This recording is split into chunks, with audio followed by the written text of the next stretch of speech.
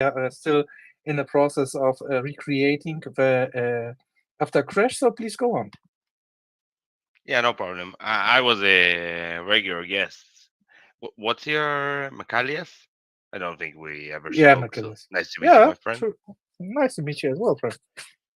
Hi. Hey, I see Exo here and everyone.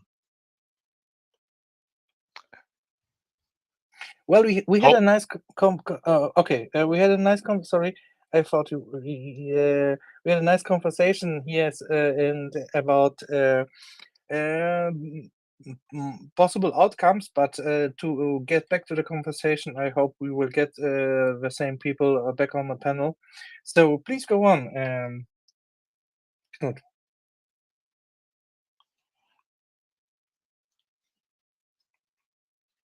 Knuki, right? I thought yeah. it. I'm usually was a regular one in this space, so I missed a lot to talk here. I hope everyone doing good, guys. As many of you maybe know me, that here on space I was a Israeli volunteer in Ukraine, International Legion, and now I'm back to Israel. Unfortunately, to another war.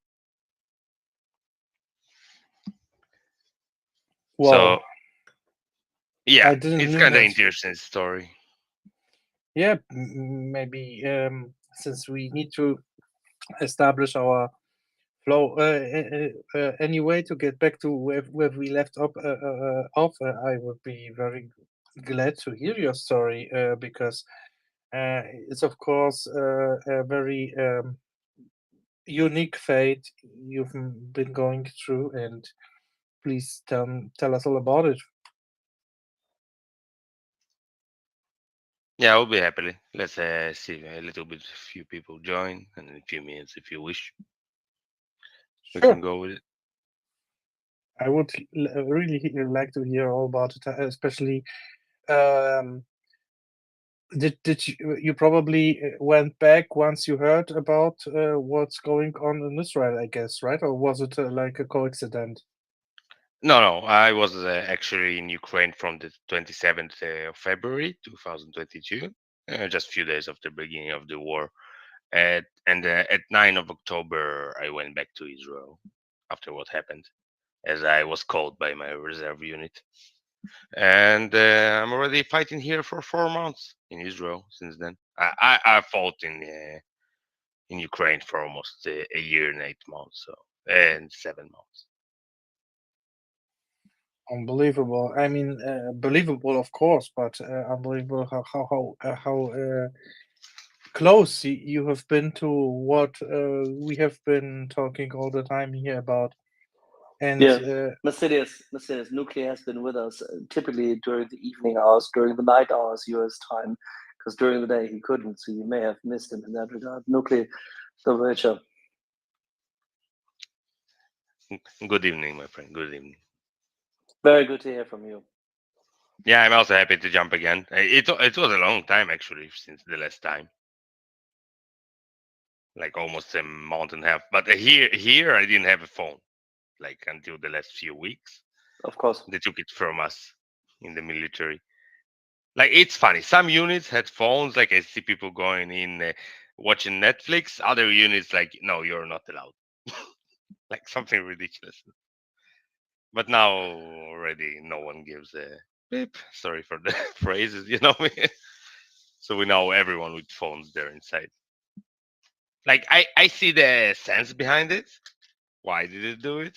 But I don't understand why it's not in all the units and then just some yes, some no. Yeah, but that's the problem currently, the inconsistency in rules in modern warfare, because the military has not yet adapted to what happens in modern communications with the individuals. It's very strange, actually. And we've seen this in a number of, say, militaries which do not have to continuously fight, and they're not constantly in combat. You've now experienced it in two countries.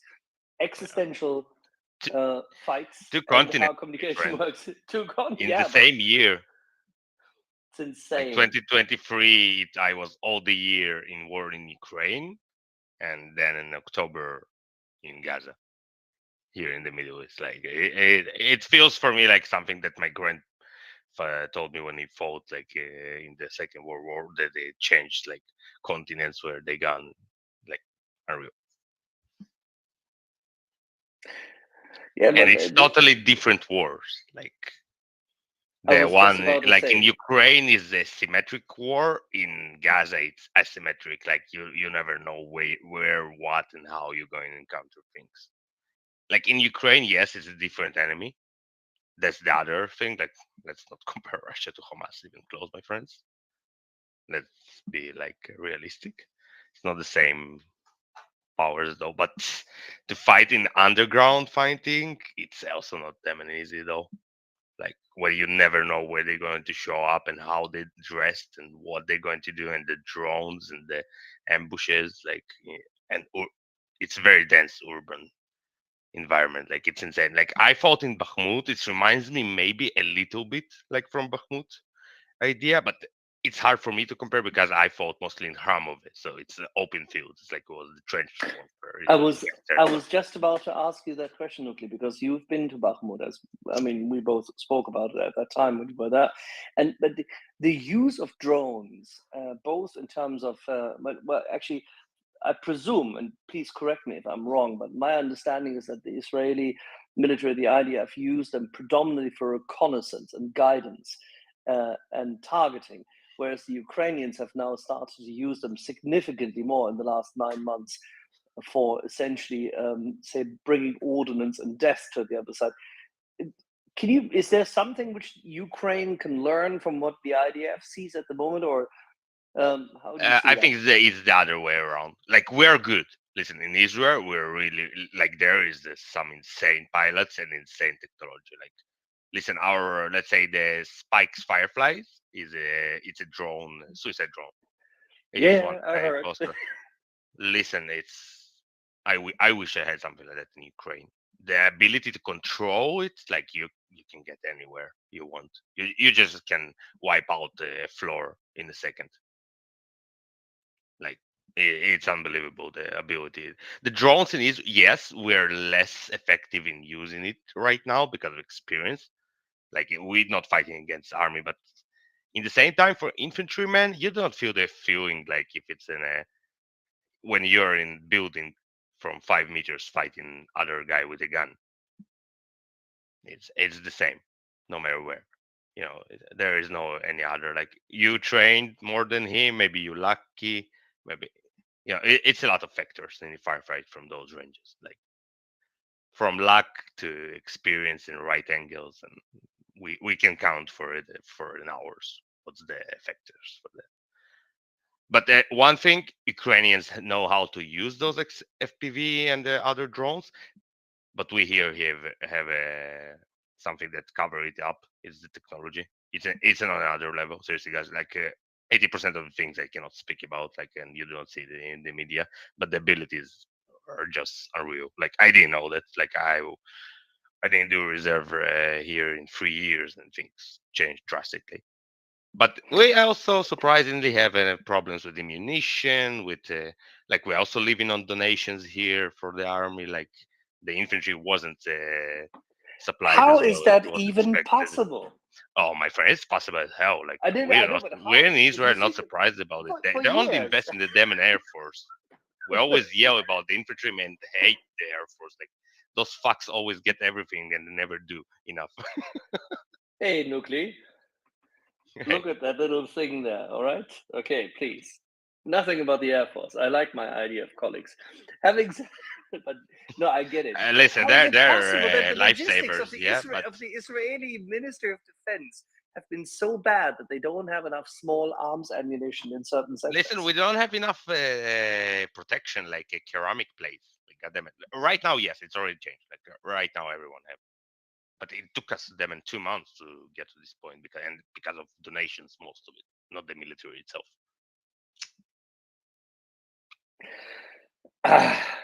But see, Listen, two I months. think By I two think months, you it's got it. global. Tell But me you an got army it. right now that can mobilize and be fully ready. One Finland, army in the world, not even the Finland, US. Finland, 100%. Maybe, yeah, maybe one of them, yeah. Yeah, maybe one of the restaurants, but depends on the population they decide to recruit. If, in case like we here always build on 300,000 reservists, like in the worst time. Right now we had like in the peak time almost 550,000. Like, so you didn't prepare for 200,000 people that will show up.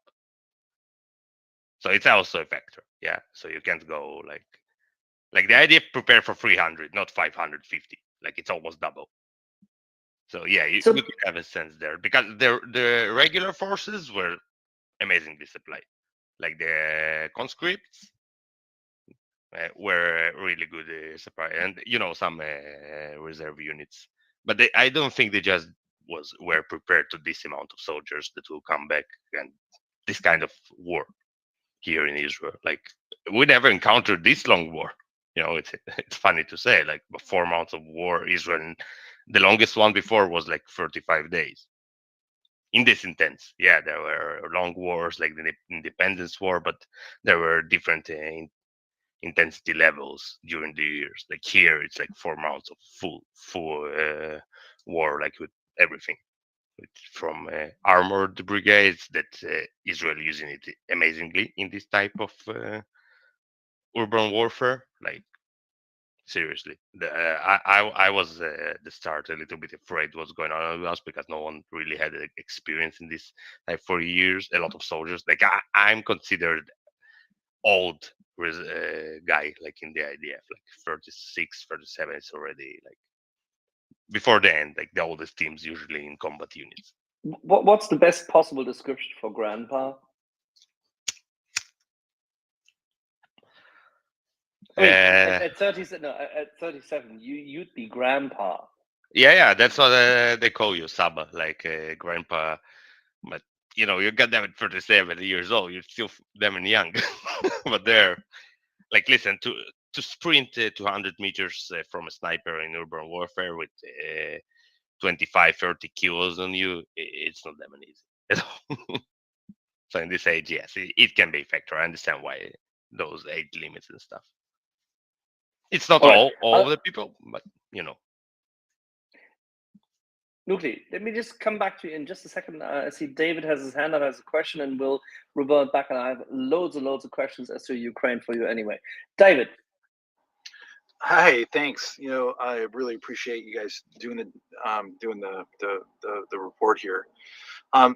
If you could just intellectually jog with me a little bit, if Putin and let's say whatever the power structure is in Russia at the moment is responsible for these disruptions, both not only in the Ukraine but also in Gaza, Syria, and a variety of other points in the world, just running a what if the entire fascist state, unified in the globe at the moment, was sort of the top of the pyramid was the current structure, the leadership structure in Russia. How would they be able to organize all of these sorts of things, i.e., have Hamas or have Iran back Hamas to invade and attack Israel to get the attention off of the war? And what would be some effective countermeasures? We have a clear and decisive victory in Ukraine that is achievable within 12 months, in my view, given the Ukrainians the proper equipment, for example, the equipment that the Israelis have. If the Ukrainians had F-35s, there would not be a war in the Ukraine at the moment, just as an example. Apaches, Blackhawks, Little Birds, the F-15 platform. The F-15 platform in and of itself is designed specifically to defeat Russia, and we won't give it to them. So I'm just sort of wondering, okay, given there must be a power structure that's preventing these military platforms from getting to Ukraine, obviously there's some behind the scenes money making happening. What can we do as the people, the populace, now that Navalny has quote unquote passed away? We're going to have this huge uprising, which I think Putin made a fatal, flawed mistake in doing that. But history will tell. But there must be something that we can do as a counterweight to all of this, if in fact it is true. Maybe I am just, a fearful person, and I think there's a great big boogeyman out there, or perhaps the Russian leadership is on top of this pyramid that we would call this fascist movement. I'd love some input. Oh, I have a lot of views. Nuclear, you want to give it a go from your experience in Ukraine? Listen, it's 100% related. Let's start from the subject with when the Avdiivka counter-offensive of Russians began, a day after 7th of October, 8th of October. Coincidence? Like, and all the propaganda that's going against Israel, like every possibility to to drive attention from Ukraine was done for Russia, and it's always like everything that's possible was done. So yeah, even though a lot of people here in Israel, like less people, I think in the government mostly, like trying still to stay quiet, and I still don't understand it. Like we know Russia will understand only power, nothing else will change it. And also, the allies never sent enough things to Ukraine. It always were drops. Yeah, you're right. If Ukraine had the capabilities of the Israeli Air Force and other things, like the picture would be different if they were properly equipped, like a NATO army with strong air force, with strong choppers support and artillery. Things will be different. But unfortunately, we see it's not going like for me personally. I hope I'm wrong. It seems like I always want just this war, not to end, but that Russia never will get fall or crash. They're afraid of it, like what will happen. That's my opinion, and it will not change, like in the coming time, from what I think, as it seems. Yeah, let me add one thing. We see this. These are recurring waves. They're not staccato waves. They're recurring waves. We have sometimes they seem to be pre-event. Sometimes they're post-event. Sometimes they're timed to go with an event which occurs and impacts Western media. When Russian propaganda goes full in and all in on inciting doom and gloom, and that Russia cannot be beaten, Ukraine can never win. You see this, by the way, today in Western media. You can see this in the US. There's a couple of articles which either ask questions as to has Ukraine the capability to win, or what was it? Let me just look this up. I had this before earlier. It was astonishing. Yet again, the same kind of tropes. Whether Ukraine, yeah, okay, that's the best part. Andrew Latham, just an opinion contributor, not necessarily the most, shall we say, he is not the most intelligent person on this planet, but then again, he didn't study at a proper university. Mr. Latham is a professor of international relations at McAllister College in St. Paul, Minnesota. That's one of these twin cities, for those who don't know where this is, outside of Oxford. So if you turn from either Oxford or Cambridge slightly to the southern part of England and find yourselves an airport, you fly across the pond, arrive in the former colonies, the tax dodgers, and then make your way all the way to Minnesota. It takes a wee while to get to that college. That's how important it is. So Mr. Latham writes today in The Hill, the idea of total Ukrainian victory is delusional. Now, Mr. Latham, whilst he is a professor at the most eminent college, he's also a senior fellow there for the Institute for Peace and Diplomacy. We should try to find out who on earth has actually founded this wonderful institute. And he's also a non-resident fellow at Defense Priorities in Washington, D.C. If only we would know which priorities it might be. Because if there is a priority in defense, it is the defense of the free world. And the defense of the free world starts where Mordor lashes out first. So Mr. Latham says the idea of total Ukrainian victory is delusional. Thank you very much. Wollt ihr den totalen Unsinn? Do you want the total nonsense? I should ask, given the fact that I'm German, to make this a little bit more satirical. It is completely, utterly insane. There, if not even secondary or tertiary, but in this case, so far removed people in the US are now being quoted on large media outlets such as The Hill that just shows you where this has come to. If you were to go through more reasonable sources, you will probably find different views. But even on the others, you will find today a lot of dread, doom, and gloom. This is the recurrent wave, David, and we have to suffer through it. It's completely normal because it is the fire hose of disinformation, the fire hose of nonsense, of bullshit, which we have to suffer through, and just simply say, hey, it's the Russians. It's nothing new. It's all okay. Because I can tell you one thing. Ukraine currently has sufficient capability in Ukraine to fight for as long as they want to. They will not succumb. They will fight even if the West were to cede any kind of support, which is not the case because Britain signed a security agreement with Ukraine quite a wee while ago. Today, Germany signed a security agreement with Ukraine and France signed one. Now, of course, this does not mean that German, British, and French soldiers are standing in Ukraine, which, by the way, I would say would be the best possible way to end this conflict. Send in our soldiers into the conflict zone and shut the fucking Russians up, because they're not going to shoot us. This is the one thing they won't do. They fear our air power. They know that they're not ready to contest us. They wouldn't be ready in 20 years from now. They know exactly that we have the means to end them. So, as a consequence, people like Nuclear, who've been fighting at the front lines, who have sacrificed, who've lost an eye, who've been shooting every day, who've been exposed to the battle, they know exactly what's missing. There was no air cover. There was no proper air support.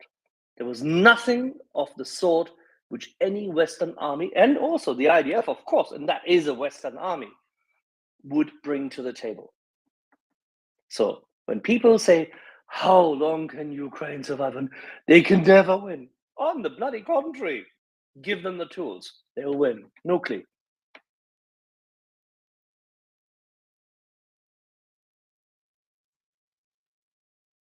Nuclear?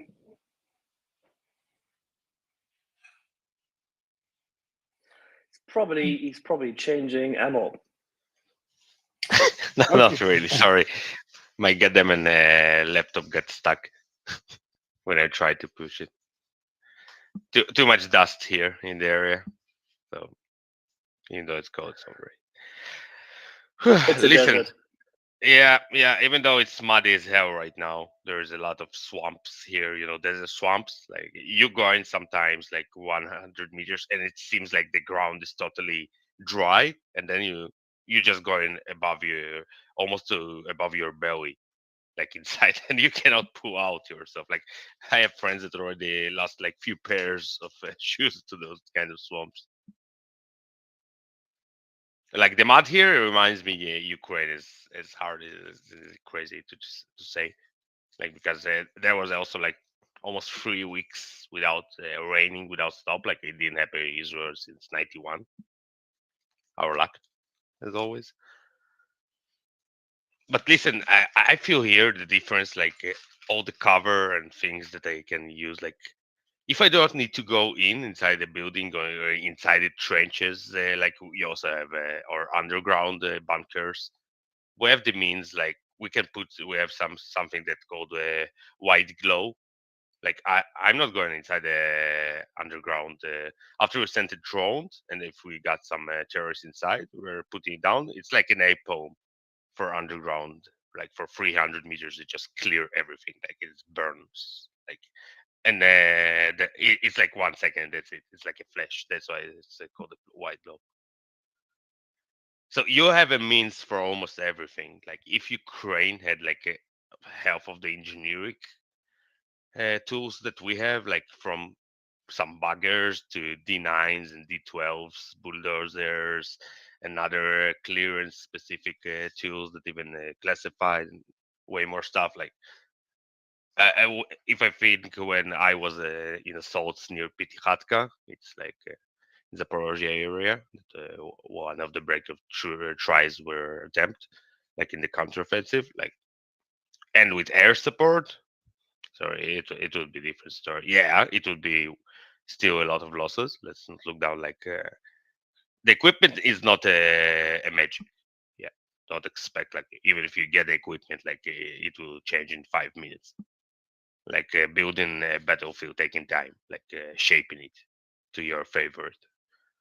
Like listen, look at the advantages we in the IDF have here over Hamas, but because it's such type of warfare, like you always have like kilometers and kilometers of underground bunkers, like and be the most professional soldier. Like you need sometimes a gas mask, like masks for oxygen to be down there. Like some of them that deep, yeah, like 50, 60 meters, something insane. I was in one of those, like because I'm an EOD company, so we're the ones that usually blow those stuff up. Like listen, it's insane. But also the tools we have, like we have a special cameras, we have robots, we have and special drones that connected with cables, like that don't need the signal. It's not something, and it's the ones that not classified. So I think if Ukraine had those tools before the assault in a trench, that they map it to 100%, and it's above ground, and they have air force and a specific precise weapons to target those positions before they even go inside the trench. Like, think yourself. Like you're working by a NATO center. You have artillery. If you need, you have choppers or air support with bombs. You're mapping everything with drones. You have a suicide drones. You have a recon drones. You're going in. Then the infantry, the resistance is already 10% of the power of the all the equipment in the trenches for the forces against you.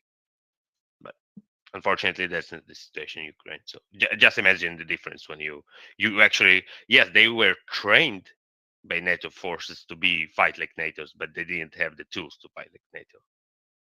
There's a difference, unfortunately, in the counteroffensive if you summarize it. Thank you.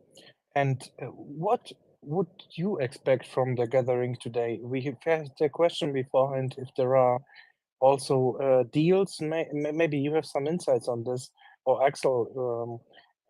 We had a question here on a panel if on the security conference in Munich, if there are also deals made with industry so that we could expect some serious production ramp up and actually orders, so that we know that at least there will be some prospect of having enough stuff to be able to send to Ukraine as well. Is this also something we could expect from this conference, Axel or Nuki? Sorry, Mr. Days, I apologize. I was just dealing with our host phone setup. I apologize. I really didn't catch that. Would you mind? Was the Munich Security Conference in no relation to what?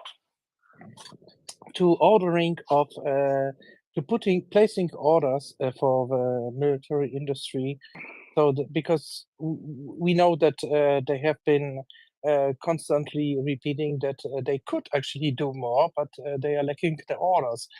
So could such thing like this conference be a breakthrough in this regard? Yeah, I don't think that the Munich Security Conference in that regard has any kind of impact. This is a networking location. I agree in that regard with Nuno yesterday, and I've seen it. So it has symbolic function. There's a couple of get-togethers which are important. decisions won't be taken there. The decision for orders to be made should have been taken right away in March 2022. It could have definitely been taken after the first contact group in April 2022. It failed to be made since. It just showcases how insincere Western nations are when it comes to their own, the leaders of Western nations are when it comes to actually defeating evil. And evil, meaning in this case Russia, Iran, its proxies, including Hamas, of course, North Korea, and China. As long as we're not putting the finger in the wound, as long as we're not naming the enemies as enemies, as long as we fail to highlight that they need to be fought and those who act criminally brought to justice or to annihilation and therefore destruction, as long as we fail to do all these kind of things, we're not serious, because they are. They really are. Nuclear can tell you stories. The Russians, even when they send the meat waves, they are very fucking serious. Yes. Yeah, as you remember, in many times I told that, like, don't look down on them. Many of them fanatics, like, even though, like, we see a lot of videos of dismoral and stuff like that. Like, listen, they're handed by Iron Hand. Like, they hanging their own people for not going inside the attacks. It's There is an advantage in those types of armies also, unfortunately.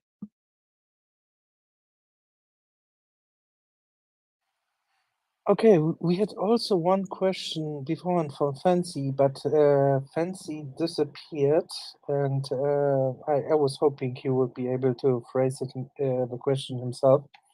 Now that we have you with us, I believe it was. Maybe we should for the next wait for the next opportunity. Well, I can believe that we got some really insider here. I mean, of course I can, but right now there are so many questions actually going through my head, which I would like somehow to eloquently formulate.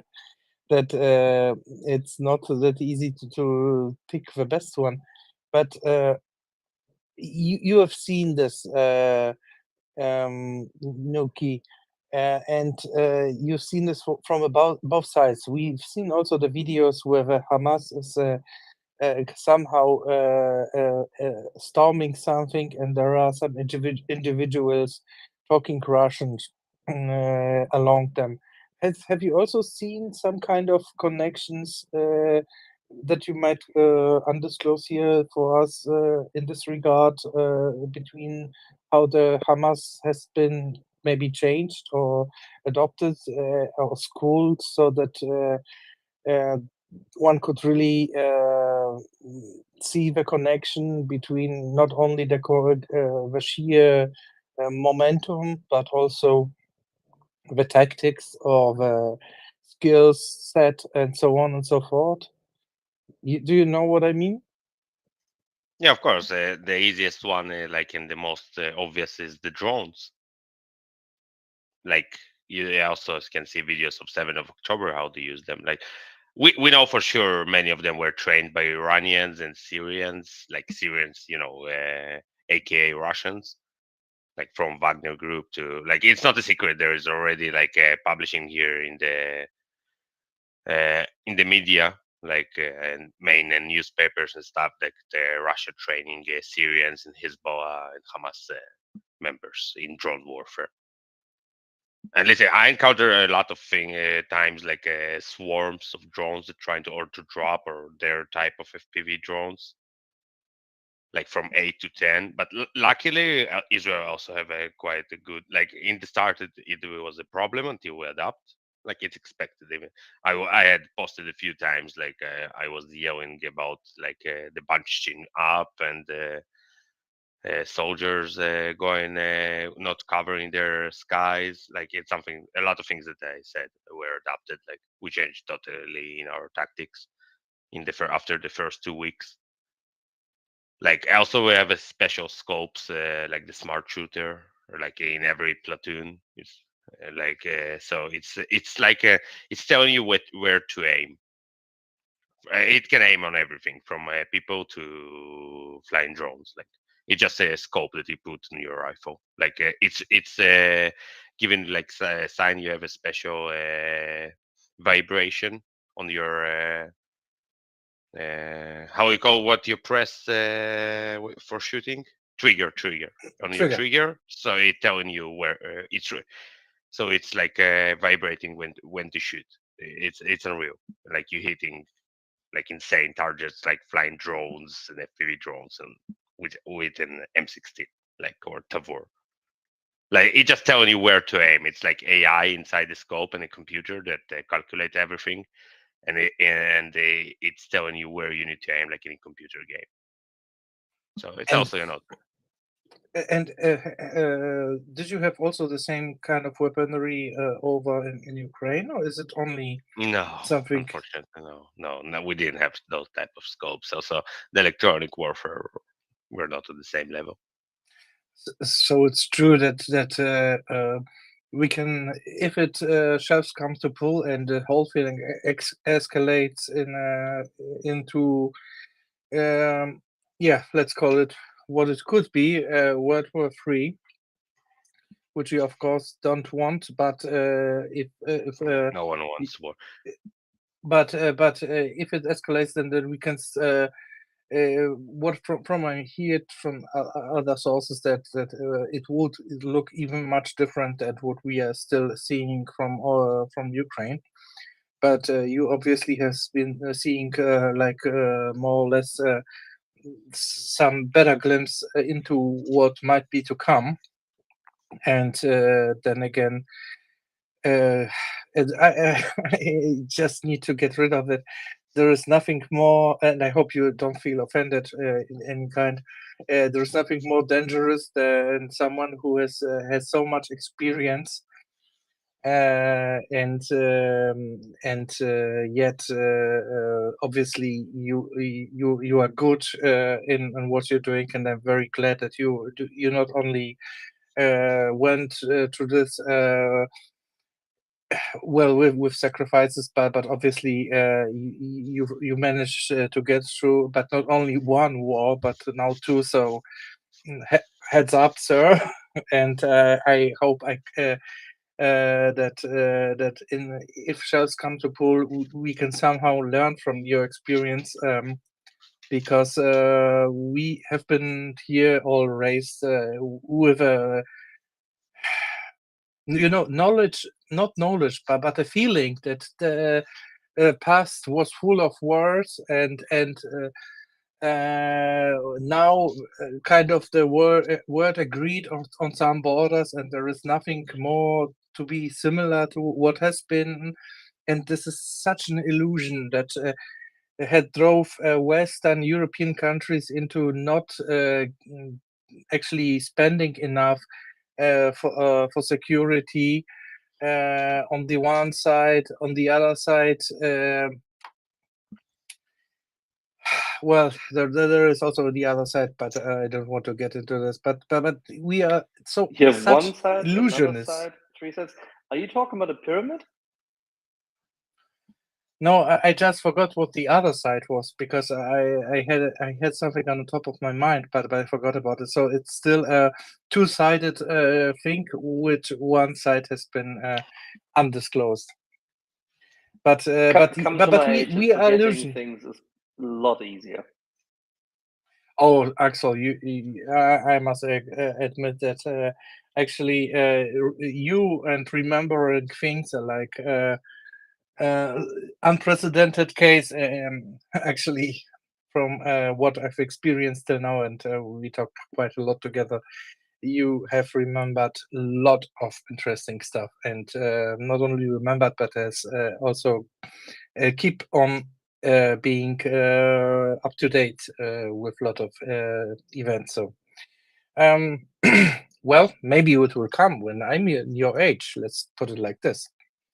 And we have a request here from someone I didn't have a chance to, but he to look at. But well, it seems to be Uh, Yes, please go Matthias, on. meanwhile, you said about that we are on the step door of World War III. In my opinion, World War III going since 2003 and 8 from Georgia when Russia invaded Georgia, then 2014 Ukraine, and now we're already on the doorstep of active Third World War. Like we're already fighting. Like you can see it's spreading everywhere. Not only like you see conflicts erupt in Africa, South America. Like people never hear most of the countries that even talking about right now are about to enter a war. So, in my opinion, we're already in the middle of it. We're just in an early stage. Yes, I fully agree. But would you agree maybe that there is still some, at least when I kind of argue about those things with others, I always say that the best chance to prevent the World War III or the world getting fully into the World War III is to support Ukraine and make a decisive defeat for the Russians, so that they really has something to chew on, and which also sends out a message to the other dictators that it's not worth actually using like 1 million or something of your population in order to draw the lines again. But it might be an investment which does not play out. So I think that this would be like the best possible outcome, not only for the Ukraine, but for the whole world, if Ukraine would win decisively. But do you see it similar? 100%, my friend. Axis of evil start with Russia. Everything going down for Russia. If Russia going down, everything change. Everything. 100%. Thank you very much. And that's for someone who has been there and who's seen it.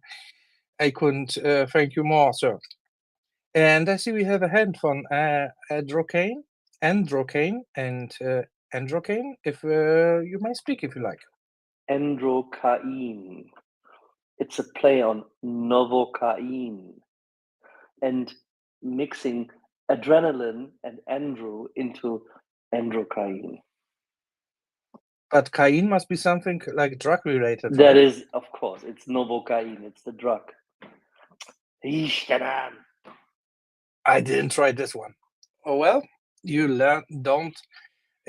Now I should consider myself again unexperienced. Hey, no worries. I have no idea. Androcaine, have you spoken before? I think I saw your name before. I've never spoken to you.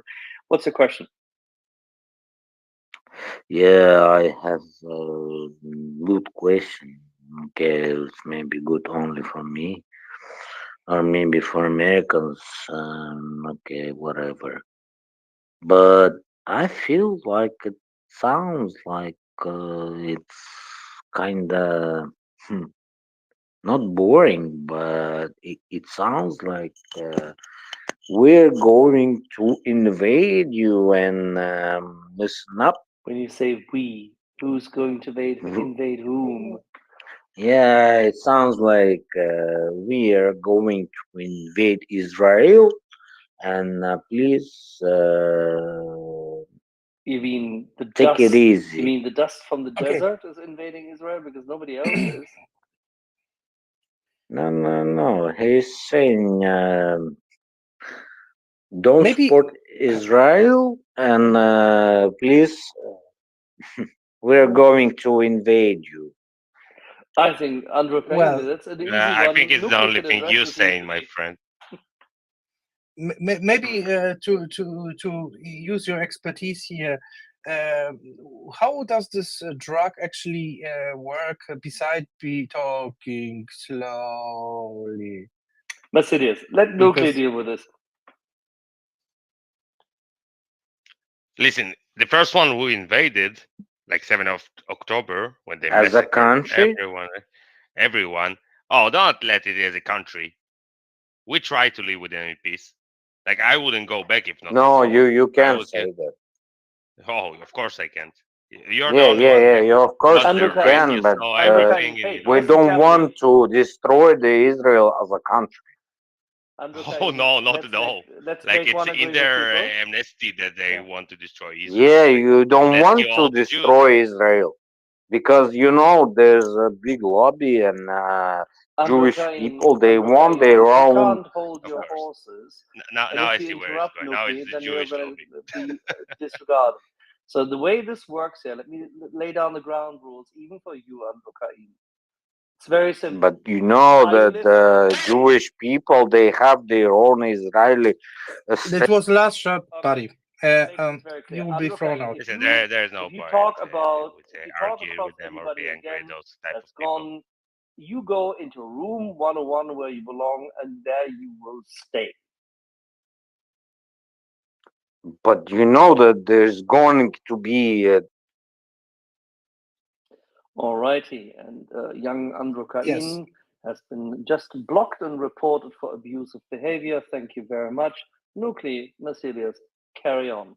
If somebody does not Yes. react here to clear intervention, to abide by the rules of, shall we say, decency and normal conduct, I'm sorry. I'm going to shout at you Uh, as if you were a private I'm on the sorry. first level. We're flying drones inside some places for 2 weeks and sitting in the same Yes. neighborhoods in the same position because we changed because we can't go in because there is civilians there.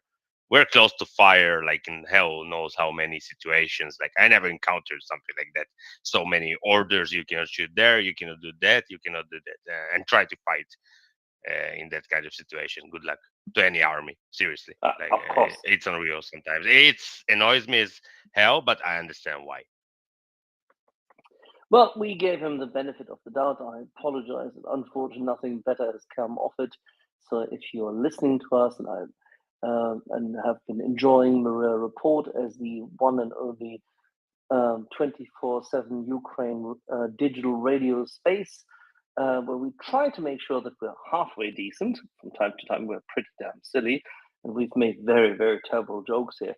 I can remember I was the cause and sometimes the butt of some of them. And if you can sustain that, that's fine. But other than that, we'll try to be reasonable. Alrighty. Nuki, what else do we need to know about the quality of the drones the Ukrainians need in order to defeat the Russians? Way more payloads and way more like the capabilities. We have FPV drones with infrared. Like we're using FPV drones as the recon drones at the same time, and we can judge. We don't have to, crush and go in like, and if we don't see any target in the end, we're just bringing back the drone without using it. And like the control level is on another level, like the capabilities of them. The tech, but we are learning probably as from what I see, and we need to learn from the Ukrainians' operations. What's their method? How they using their drones in trench warfare? Because that's what's going to be in the north. Prob as I see it, like it will be very closely like the usage of FPV and drones overall will in against Hezbollah and the other Iranian proxy in Lebanon, probably Syria. As I feel, I hope I'm wrong, but as I feel that will happen in coming months, like it will be on other level. Like our electronic warfare will be need to be on its top notch. Like otherwise, we're in trouble. Like and also we will be need to change every method we're using in how we fight. Like it will not be Gaza, not at all. The Lebanese terrain is mostly densely like not wooden, but there's a lot of green wood there, like a lot of mountains, rocks, and it's God knows how many caves. It's like Afghanistan combined, like with a little less height, like in the terrain. Like you're always exposed with your armor, and the drones in our air force will be the game changer in this. Like, but unfortunately, we're going to have a hard time there. No one is delusional here, nor in the IDF, not to the people of Israel. Like we know it's going to be one hell of a hard war in the north if it happens. So, could you maybe also, sorry, Axel, if I interrupt your flow, but Nuki has been also talking about these guns with this capability to actually detect drones and kind of assist you to shoot them down. And I'm wondering, we are always talking about artillery and shells and things and wings, of course. But no one has addressed actually such simple, maybe not simple because high tech weaponry in the hands of the soldiers till now, from what I heard. So maybe we could also kind of get a glimpse if this would could be some not a game changer, but a significant help if we could kind of make um, more buzz about providing such weapons to the Ukraine soldiers. What do you think, Nuki? I'm yelling for Israeli technology from day one, as people know. Like, I'm disappointed in my country in this, and like, I hope it will change. Is because God damn it, too late as always. They start to understand what's going on, who Russia is here. But let's see. Right now, we're not in situation to supply anyone. But that's what I'm yelling. Just release the license in European for Israeli weapons in Europe. Like they have enough spikes to change the battlefield. Spikes will change the battlefield. Exactly. Thank you. If it happens, remembers my words. Like I, God damn it already. I just hard for me to say like how I disappointed. So I'll try even not to mention It is those one of the most spikes again. important battlefield decisions to release Spike because it would upgrade tons of IFVs. It would allow the German Marder. It will change everything, Axel. I know. It will change everything on the battlefield in the specific amounts. Yeah, I'm not talking about 100 missiles. Yeah, We are if Ukraine get to between complete agreement. 2,000 to 2,500, there will be breaches on all over the front. Like those missiles can destroy bunkers and entrenchments in seconds. Like when I was fighting 2006, like something that very remind me in the Russian war. It was in Lebanon. It's called the Safaris, like the Hezbollah bunkers systems with caves. Like we were coming like 3-4 kilometers, and I'm talking about 2006. Like right now, the spikes are on another level. We were just sitting two devices, like two missile systems, and for 3 hours, like 40 missiles, we going in, no one alive. Which brings, No one. which brings us to the point that actually, And we never even come close. but They there needs never to be knew. coordination between, as you just rightly said, European nations and Israel can simply agree that these systems can be produced as they have been in the past. Listen, the European countries, they're not the issue here. Israel is the issue. I know that. Uh, I get that. But let's be why for a can't second we- clarify why it. Like can't we I come love to my country, agreement? but I won't defend it on when it's wrong. So, but why can't we come to an agreement on these ones? We might.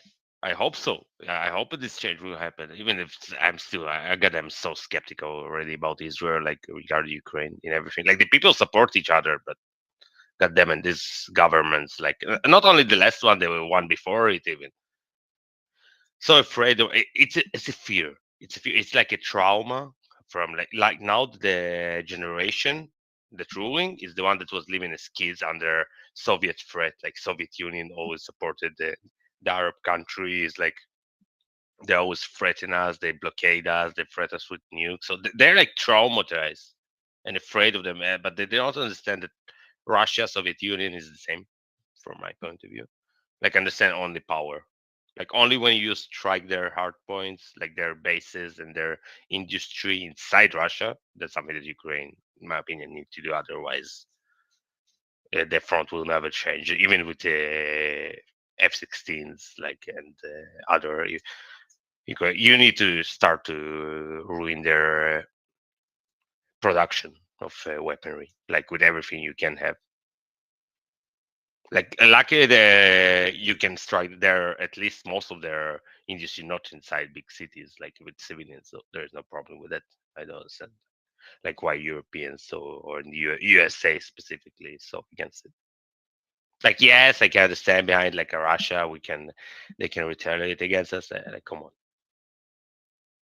Like, say, I think it's the same in the West. The generation also traumatized from Soviet Union and all the Cuban crisis and stuff like that. Like, they're still afraid. Like, they don't understand that the only way Russia understands power. Like, they don't again carry out their people. Like, they can send Grimeys that I met before, like with rifles from Second War. So only thing will change things if Europe will change it, and specifically the USA will change its way. Like, where is the land lease and all the stuff that was told? Like, yes, I understand that the land lease is not the total approval and all behind it. I'm talking about the meaning if they really were united for Ukraine. Nuclear, I'm very sorry. I unfortunately have to leave you here. I mean, I know that you're in good hands with Jana. It was pleasure as always, my friend. I was Absolutely. really happy to hear you, as always. It is so good to hear that you're in, say, should we say, as always, of sound mind, but that you're also feeling well.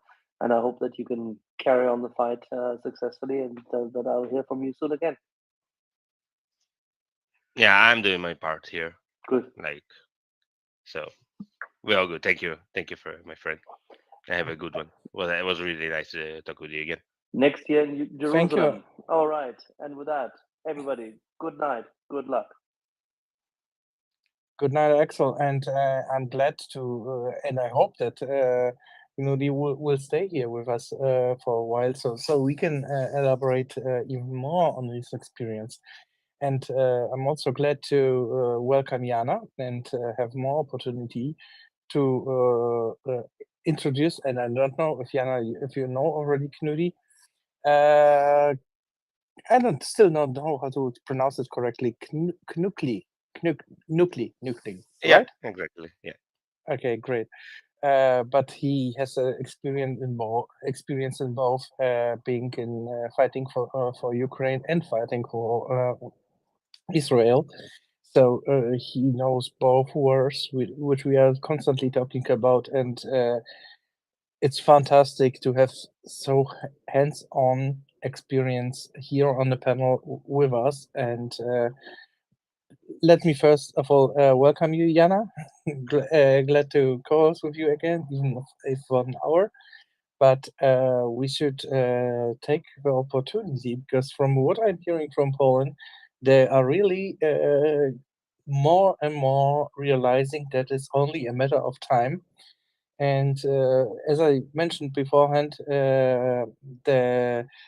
I listened to a long interview today with our defense minister, who is happens to be a quite cool and even young guy, who is also now on a way to Munich security conference, and he has kind of said that, well, it might be something around 3 years, and then if no, Ukraine does not win, then we are next on the line. And he kind of make one point very clear, which come to me a little surprising that we didn't talk about it earlier or didn't realize that Putin has already built up a army consisting of like 1 million people. And obviously, not all of it has been brought to Ukraine, but it has been very strong. And he even signed a treaty which allows him to extend it with additional 500,000 soldiers. So no one would actually, with an army so big and considered his age, which is 72, I believe, which is already above average expectation of a Russian. Now expect him to change like his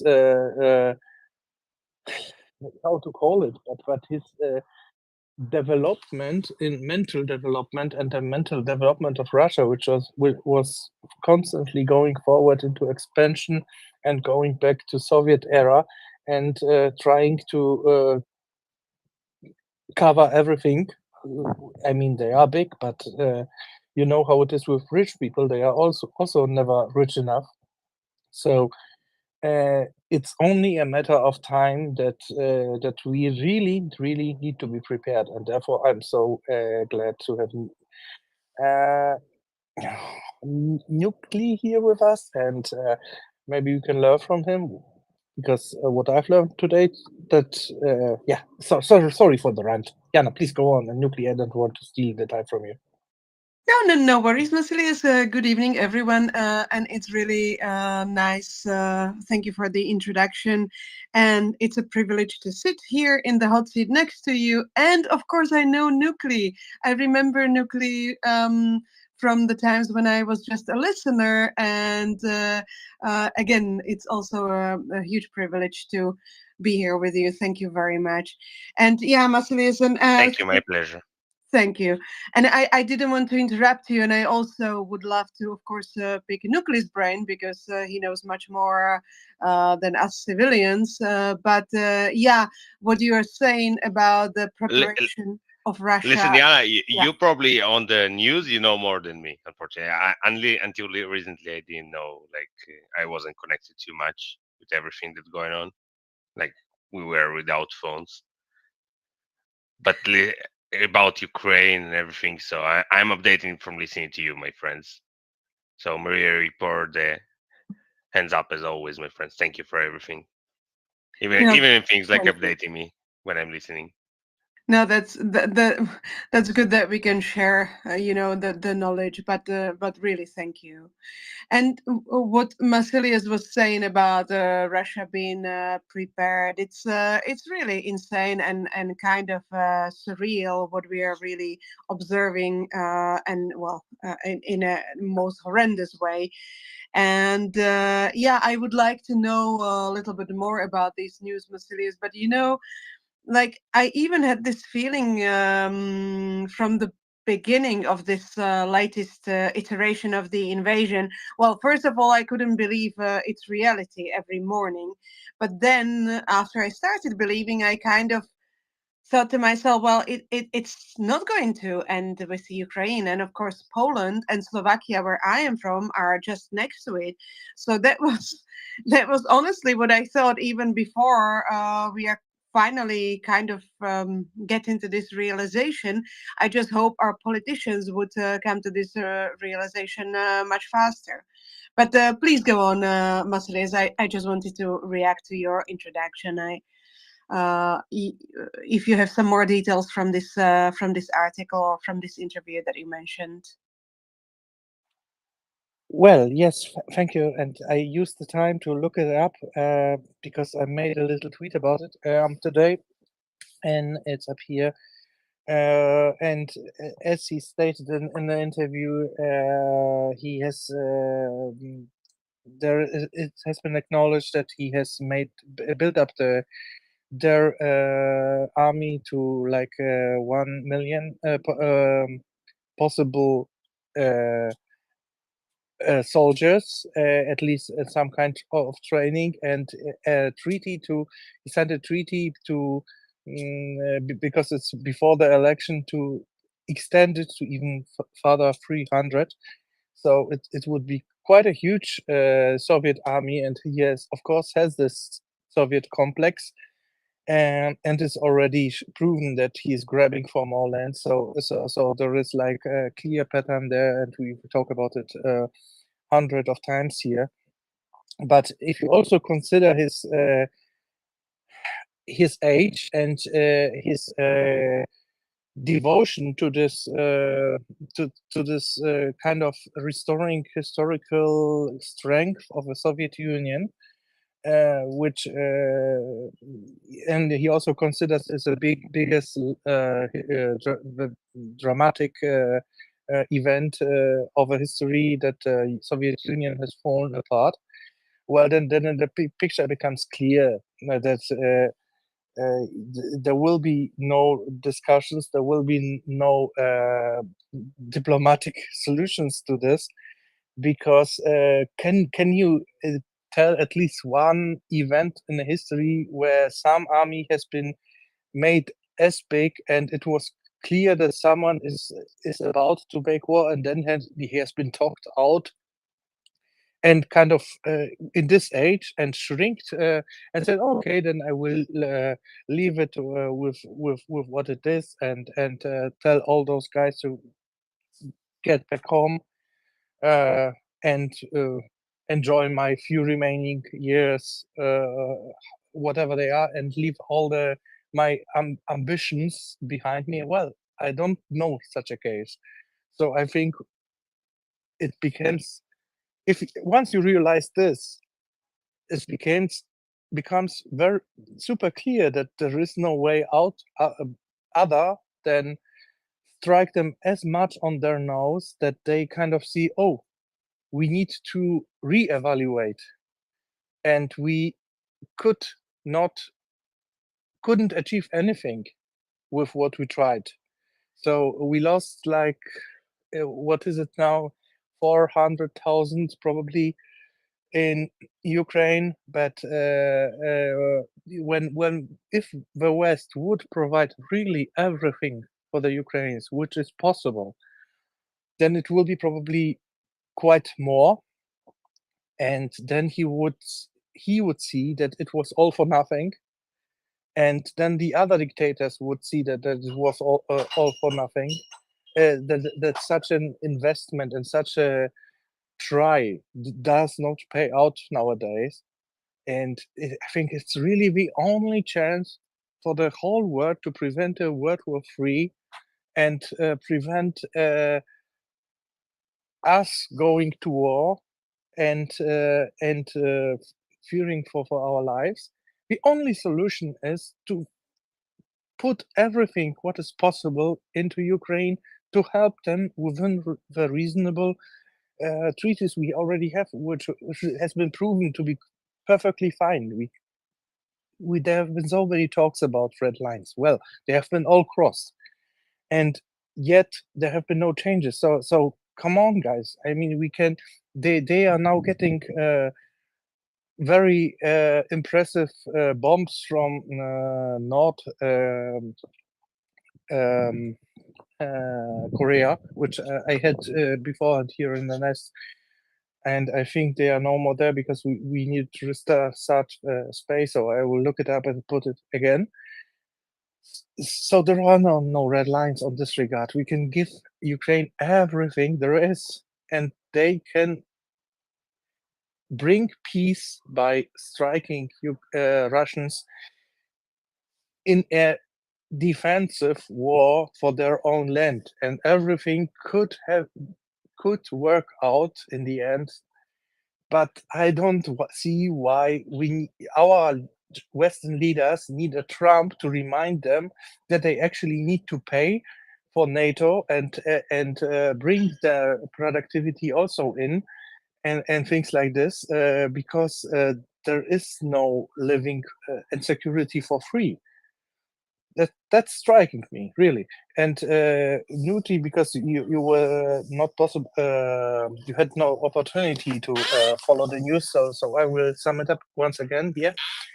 In the remaining few days, there was an event, let's call it like this, where the House of Representatives in USA is discussing the bill for aid for Ukraine, which is quite extensive, but there are very much political strings attached to it. So it's going very, very slowly. And in order to somehow help Biden to bring this bill through the houses, Mr. Scholz has traveled to United States to call on America and say them, without you, we are lost. So because, well, we are lost because there is no production in Europe yet on a level that it should be. And listen, but sorry to cut you out, but No, Europe no. also needs to think about how they're doing things. Like, as much as I love the US and it's our best ally, like both for thank them for Ukraine and thank them for Israel, all the help and all the other places, like Of But course, still, in many cases, they're like stopping many things. Like we are sometimes angry at the US and Israel. In many cases, many people cannot agree with me. Many people can say it's not right what you do. But like now they want to give all the Palestinian country. It will be like a prize for the 7th of October massacre. There is need to be a Palestinian state. I already told it. Whatever Israelis say, there are some Israelis not agree with me. Many Israelis do, but we need to do it after they live in peace. Stop the terror actions for 10 years. Oh my, God damn it! We'll be the ones to push the most to make you a Singapore in the Middle East. Believe me. a great, We will do everything in our possibility if they really stop. Like I love everything in I our love your possibility, they will attitude, do everything. Nuti, and of course I fully agree to your suggestion. But maybe you get me a little wrong because I was trying because I was not aware how far you get catch up with those latest news. I was trying to kind of quickly summarize it, and I was not trying to say that Europe is not did not wrong on this. I was rather trying to say the opposite because European, especially Western countries, has for a long time not been fulfilling the 2% goal in regards to contribution to NATO. There are a lot of countries. I can also put a map of those contributions into the nest if, later on. But that's why I'm so angry actually on the Western European countries that they on one hand does not fulfill their obligations and then has the guts to go to America and tell them, oh, we are lost without you.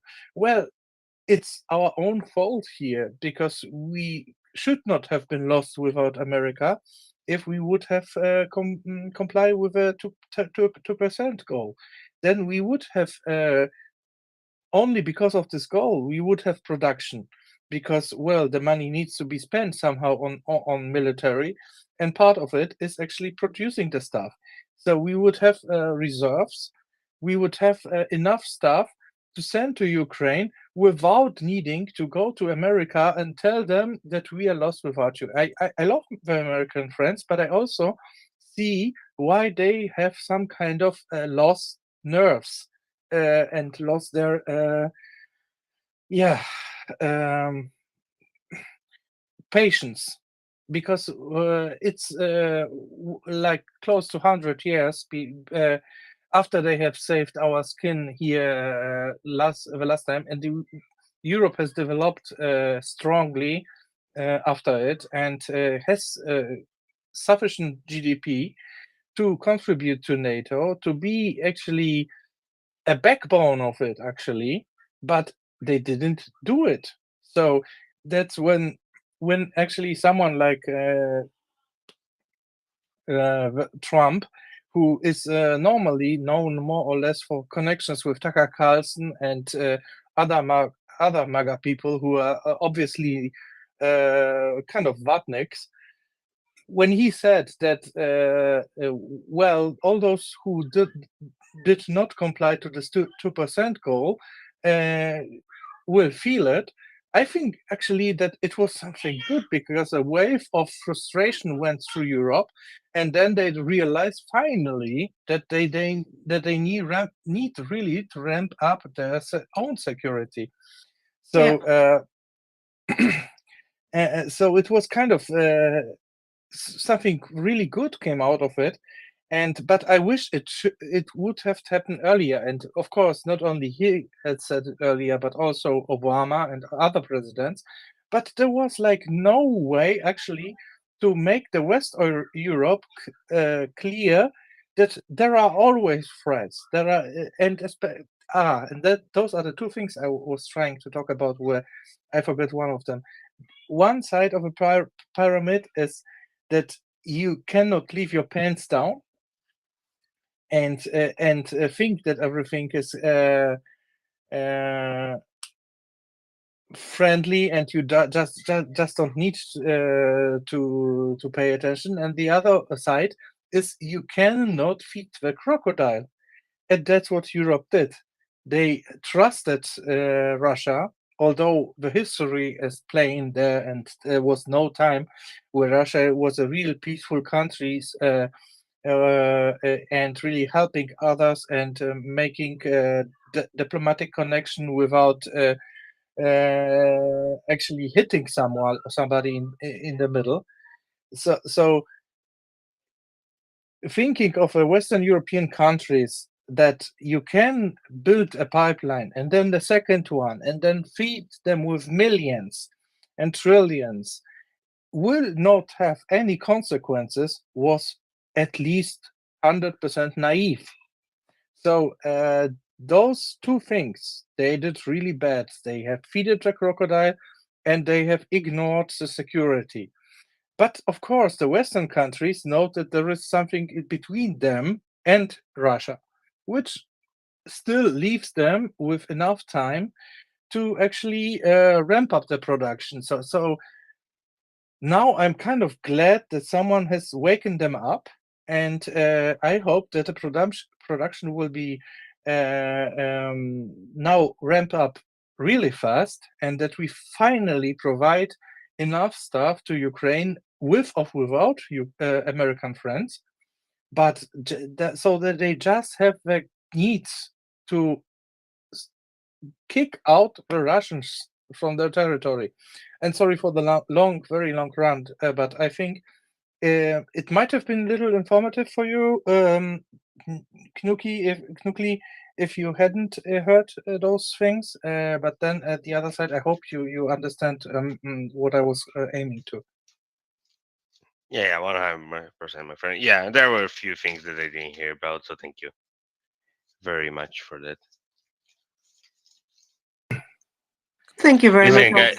guys, Yeah. I'm sorry to cut you out, guys. I must run. Unfortunately, I still here in the army, but I'm going to be dismissed in 2 or 3 weeks, so I have way more time until next time. Like we're going back probably in a few months again, unless there's something in the north. Thank you very Thank you much for being with us. Thank you very much, Nuclear, for visiting us. Indeed, it is so much appreciated because we realize that you are actually in combat. So, yeah, I just would like to extend my support to you and to your fellow brothers and sisters in arms. And when you visit us next time, I'll have some more questions for you because, of course, I'm curious for whatever you can tell us, you can share with us. But really happy to have you here. Thank you. Thank you as always, my friends. It was a pleasure. Have a good one, everyone. Wish you a good evening, good day in whatever part of the world you are, and thank you for everything. Love you all. Thank you for Maria, as always. Good evening. Thank you, sir, and good luck. Is that a good time to say Shabbat Shalom? I think so. Yeah. It is. It is. Shabbat shalom, my friends. Shabbat shalom. Oh, Vasilius, what privilege indeed, and thank you very much for summarizing the news. Also for Nuclear, I totally agree with you. Well, yeah.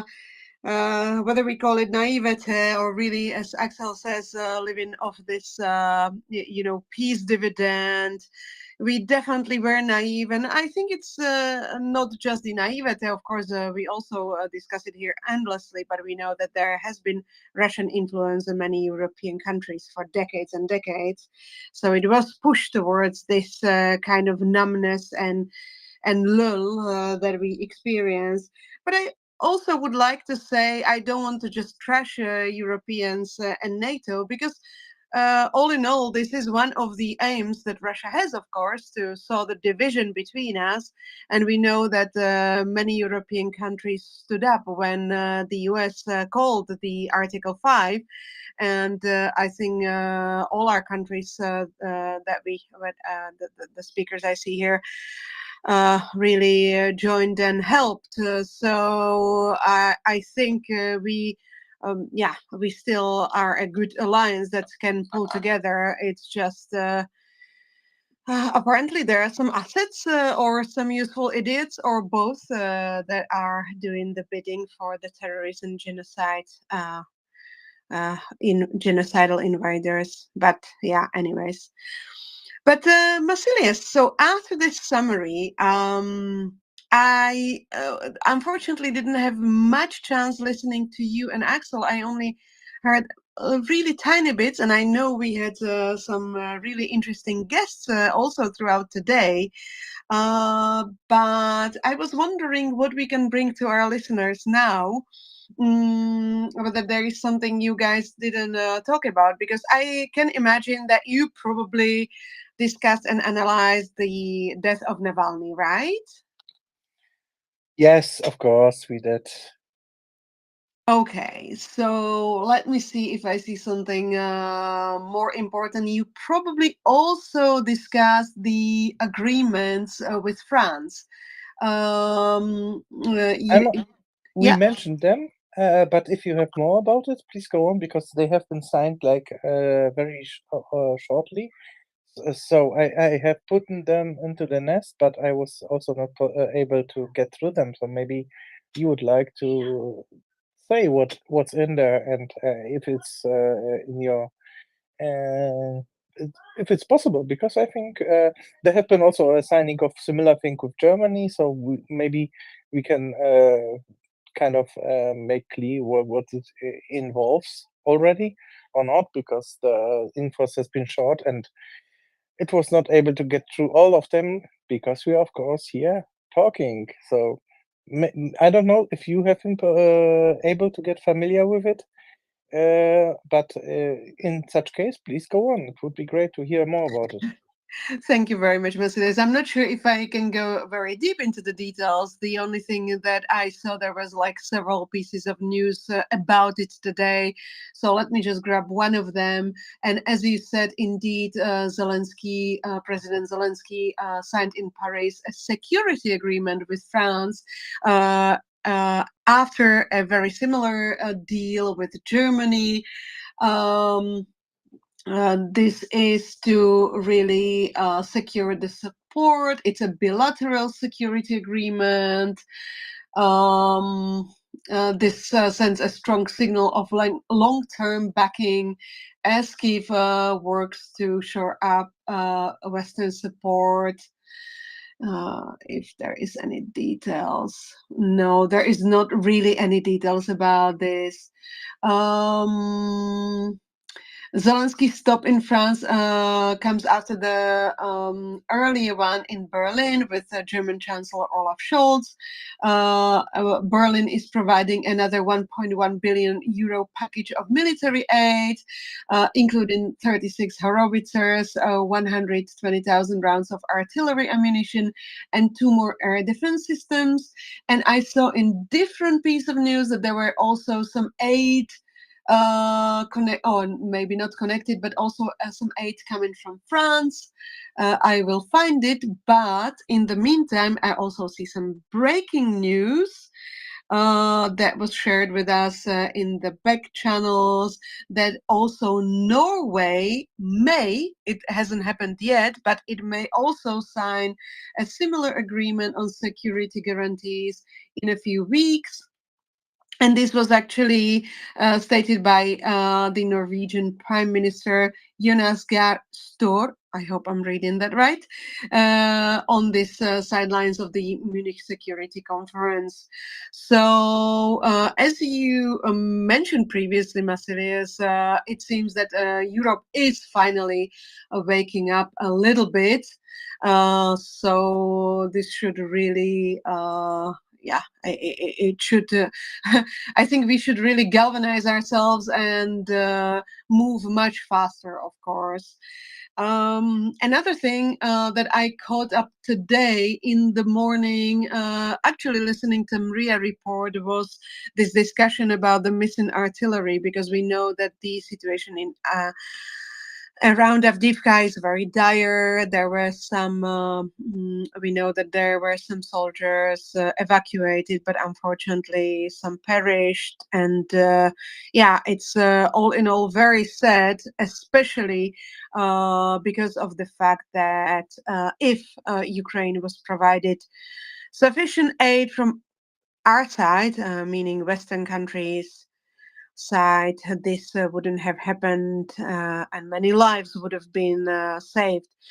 But in like the backdrop of this happening, there was apparently some discussion with France regarding artillery shells, because we know these 155 millimeter artillery shells are especially needed and are Ukraine doesn't have sufficient stock of them. So we know that Europe is really slow in fulfilling the targets, in providing 1 million of them. And I think it was about a week ago when the Czech Republic suggested, well, okay, well, we have to fulfill this target. Let's just buy them outside of Europe. So today I heard the discussion that France was suggesting that no, they should be all made in Europe, but apparently the other European countries explained to him very quickly that no, we can absolutely buy them in South Korea. So yeah, that was the news about the agreements of the security guarantees and collaboration, and something about the shells. I also have other bits and pieces that I was quite keen to share with you, and one especially resonated with me, and that's why I'm particularly glad that you are my fellow co-host tonight, because it might also resonate with you, because I think we already discussed these things, how many things that are happening are really dizzily similar to what our countries experienced in the past. And I was really so it was such a bizarre experience. Not was, it has been, it is such a bizarre experience still, to hear basically the same phrases I used to hear as a child in the communist country, and the very same lies. In the beginning of the invasion, I actually saw the very same tanks in the streets of Ukraine that I remember from the photos from 1968 in the streets of Czechoslovakia. And now I again see the very same, I don't know, this very same thing, very same occurrence happening. These words, I never thought I would hear this again in my life. Nationalization and collectivization. Vasilius, does that ring the bell with you? Of course. That's, I mean, that's kind of also old drill between left and right? No, but what I'm referring to, yeah, indeed you're right, but maybe also for our more Western listeners, when the Communist Party, so-called Communist Party, it was of course just the current name that Russian imperialism used to basically influence or control our countries. So when they started in our countries, one of the things was this huge nationalization, so-called, and collectivization. What it actually meant was that they took property from people, and it supposedly went into the collective ownership, which was a nonsense. It just went to, I don't know. We didn't call them oligarchs then, but you can imagine that. The equal and the more equals. Yeah, exactly. That was the phrase I was looking for. That was the phrase from the Animal Farms farm of George Orwell. Indeed, there were equals. We were all equal, but some of us were much more equal. And that was the basically the top politicians, top regime, the communists then, and now it's like the Russian oligarchs and Russian so-called leaders. So anyway, long story short, this nationalization is happening again, and I again feel dizzy because this is what my grandparents experienced and my parents experienced, and now we are seeing it in the very on our very own eyes in our timeline. So what I'm talking about is, of course, we saw this in Mariupol, that Russian forces continue in appropriating property of the temporarily occupied regions. And as I said, there were many reports on this, especially from Mariupol. And this particular one I am looking at, it's from Defense Express. It's an article about this happening or this being done. So it's done by Russian authorities, of course, in collaboration with their military. They continue raids and they just take the homes that are left. So imagine that you evacuate, you run away from your house, from your flat in the occupied territory, and Russians are just taking it now. So of course, as they do it, they like their bumashka and their stamps, the little piece of paper. They pretend that they are some kind of authorities. In connection with the military personnel, they conduct raids on the houses, on the settlements under their controls, and they identify unoccupied residences. This was reported by the National Resistance Center of Ukraine. The houses or flats, the homes that were left vacant by locals are marked for nationalization. Of course, the owners, the actual Ukrainian owners of these properties, are not notified. Disturbingly, this process disregards whether the individuals have relocated to areas under Kyiv's jurisdiction abroad or even within the Russian Federation. There have been documented instances of property confiscation targeting residents holding Russian passports. Subsequently, these seized properties are offered to Russian military personnel.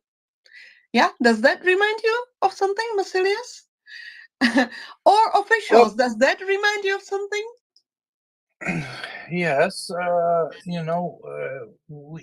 police was not always the police back in the days. They had a different name, and it was always. But well, the officials has been somehow always tied to the party, and you can't get out of any trouble if you have been also had also sometimes to the party that why probably we has been raised more in the poverty, but if it was the drill you were aiming for, because it might be also something different. Please go on. No, but that was basically it. So yeah, they confiscated it and proclaimed them nationalized.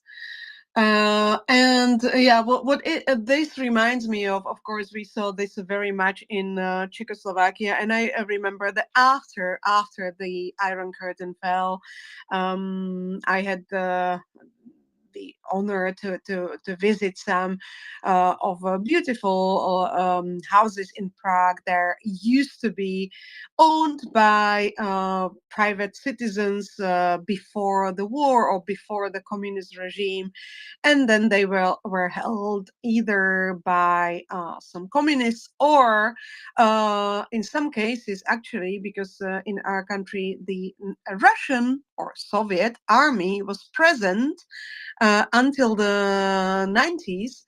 So yeah, there were just like there was this beautiful, beautiful villa in a really nice architectonic style that just served the Russian military in Prague, and of course it was absolutely demolished. It was like everything was broken and disgusting, and you could see the beauty that was there before, and they just like stole it and destroyed it. And this is the common practice, and it really is unbelievable for me that this is happening like 100 or 80 years after. It's still happening nowadays, and we are just watching this. And Vasilius, the last thing I want to say to this, I don't want to sound too dramatic. I get very passionate about this, but when I hear the stories from Ukraine and from Estonia, from Latvia, from Lithuania, or from other countries that were actually part of the Soviet Union, like it was horrible in our countries. We had the secret police, we had political prisoners, we had dissidents. It was horrible, horrible, horrible. But it was even worse in the former Soviet countries. So I just wanted to say this because what I observed in like some instances, I imagine or I understand now was like a it was like like it happened to everyone, every family in Ukraine. I would see, when we hear the stories from War Dogo and when we read the stories from Holodomor, it was even worse there. So yeah, I just wanted to say this as well. And thank you very much for that, Jana. You are 100% right.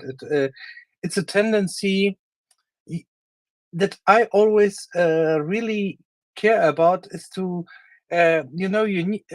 I think the politics and the way of seeing things is always needs some kind of balance, and it's big. With this war, it became super easy to see that both the far right and far left are totally crazy. And you always need to balance out those narratives in order to stay in the middle and take all the concerns of all the peoples which are within the society seriously and come to some conclusion, which might be a compromise, but it's not a very strict, stupid ideology, but kind of a solution that works for all of them. That's why I also tend to somehow call out trends, let's call it like this, which happens which are happening in a Western society, which might reminds me sometimes a little bit like in going back into this direction of too much being socialist. Like for example, in Spain, it's usual that if someone breaks into your flat and lives there while you've been on vacation, you have no right to get them out of a flat, and because it has been somehow too over socialized in this regard from my perspective. And then there are other things. So I think it's always about to consider of course, the pure capitalistic approach about where money dictates everything is also bad, and not only I mean only capitalistic. It's socialism and capitalism on the one hand, and then there is communism and fascism on the other hand, which are purely ideology G's which are only this ideologies for some twisted minds. But socialism and capitalism are more or less focused on the economical distribution of wealth, and so both things need to always to be balanced out. And I could talk about this actually forever, but I see we have a hand from Casper. And before we go to our Romanian friend, I wanted also to highlight something which you reminded me of, because you've been talking about War Doggo, and he was the one who put my attention in some private discussions on this guy Jacek Siewiera, who is a very important security figure in Poland. And I was talking beforehand about what he has that I've been watching his interview and those conclusions from it. So you can find the interview along with additional information now in the nest. And thank you, Jana. And I could, as I said, discuss forever about this topic. And let's go to Caspar now, and then we can somehow see what we will end up with. Thank you. I just heard a couple words, and I remembered the interview of a Russian historian, young one and bright one, Gogun. You just can say Gogun, like in English would be. He found about how Russian armies dealt, what were they allowed to do on the territories. In territories, I just want to say that there are two types in which we can divide the nations that got invaded. We can say Czechia, which is a country where they didn't want the population to leave the place. They didn't have no such interest. And we can say Moldova and Ukraine, where they actually had interest to denationalize. Basically the idea is the Russian army was allowed to send home packages, thousands of kilos. Like every soldier could take every month 15 kilos. 1 second, I have a train. Yes, it's kind of also a tactic from the Russians that they scare the victims, and the looting is part of it, so that they spread fear among the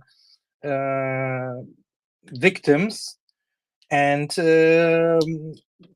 they draw their own benefits from it. So the army has more obligation to tell them, you don't need to be paid, comrade, you already stole so much. So it's also kind of like corruption works. When you when there have been positions in the communism where you needed to pay for in order to get the position, because it was known that being in this position will create you, put you in a position to gain so much, to make so much corruption that that it will be feed like the chain of the people who brought you in the position. So it's like a known thing that works this way. And now I think your train is gone, so let's go on. Basically, yes, but it's like common knowledge. Like the first phrase that the Russians learned in when they ended up in Romania is like, "Give me your watch, давай час." Oh my God, Casper! Exactly. That's exactly what my grandma and my aunties say. Exactly. After it's the war, the same system, of course. But the Gogun showed a different perspective on it. Look, these soldiers could bury all they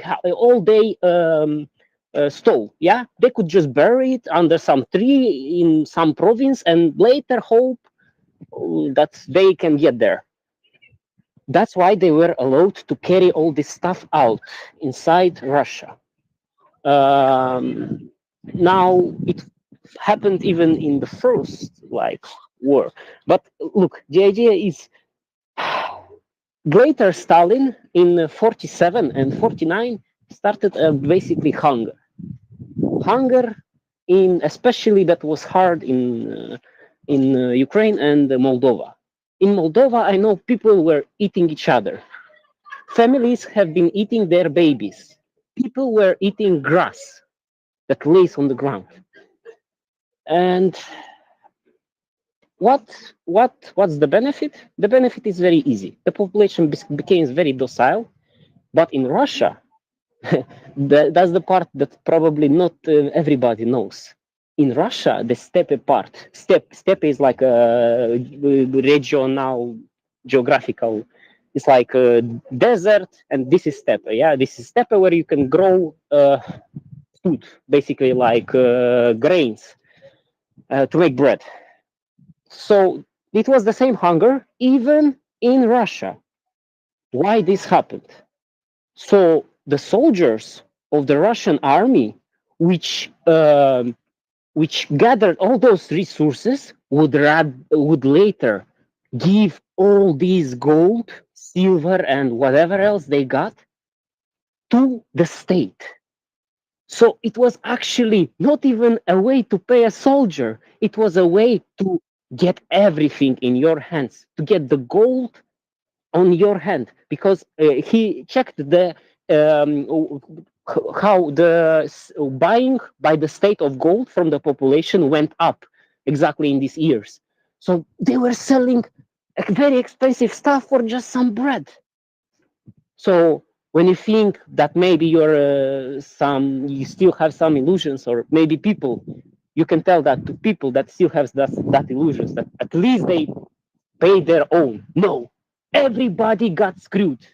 That's the best thing about the KGB, which united with criminal mind of Russia. Stalin was a bank robber. Stalin was breaking banks and stealing gold from ships. This is the state they created. Everybody dies, and only ideology survives. And you know how they actually came to existence, right? I mean, we had such a great lecture a few days ago by Der Führer, but he left out a few interesting topics, like, for example, how Moscovites became actually a state.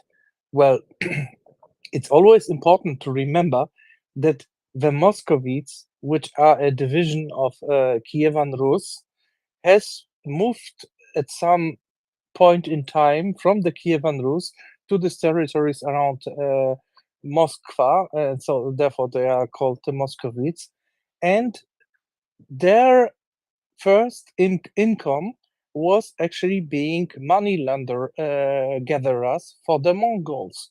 So you know what kind of folks it is. It is brutal, and it's mafia, and it's exactly the same style we know from that Godfather, where he sends out his bad boys to collect the money from the people who needs who will otherwise be burned or whatever.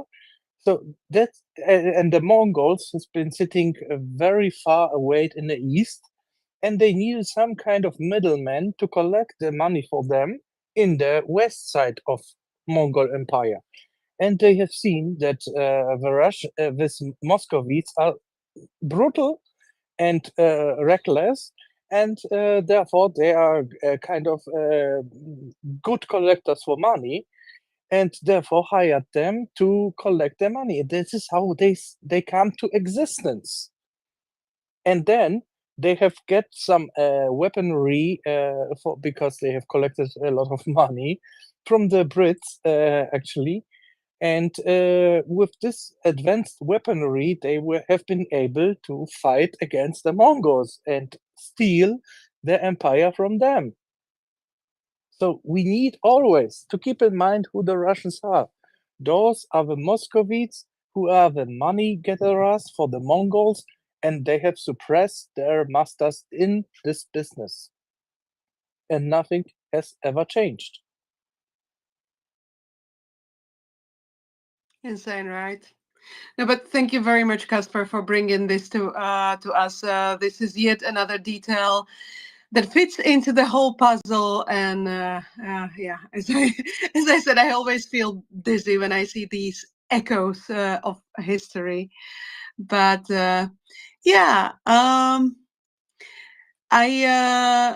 because we touched Romania, I have some nice news from Romania that warmed my heart a little bit, Masilius, if you want to hear it, and Casper and everyone. So I read this in some Czech channels. And so I will do a cumbersome translation because for some reason my automatic translate doesn't work. But this guy who is posting it is really admiring Romanian people because there is this Olympian winner, Russian Olympian winner Abdul Rashid Sudulayev. Well, it doesn't sound like a Russian name, but he is a Olympic winner for Russia. He wanted to come to the championship in Bucharest. However, Romania didn't give him visa. So he tried to overcome this. He got somewhere a Schengen visa. However, it didn't work for him because when he landed in the Romanian airport, Romanian people just sent him back. And that is a big applause from me. And I think everybody should do this. And I wish the Olympic Committee take notice, but we know how corrupt they are. But big kudos to Romanian people. Masilius. Well, I just wanted to applause and give the kudos, and I see that Caspar raised his hand, so let's get to him. I just wanted to add that if Russians can try this thing again with Schengen visas, Romania can easily say, sorry, ask Austrians, we are not in Schengen.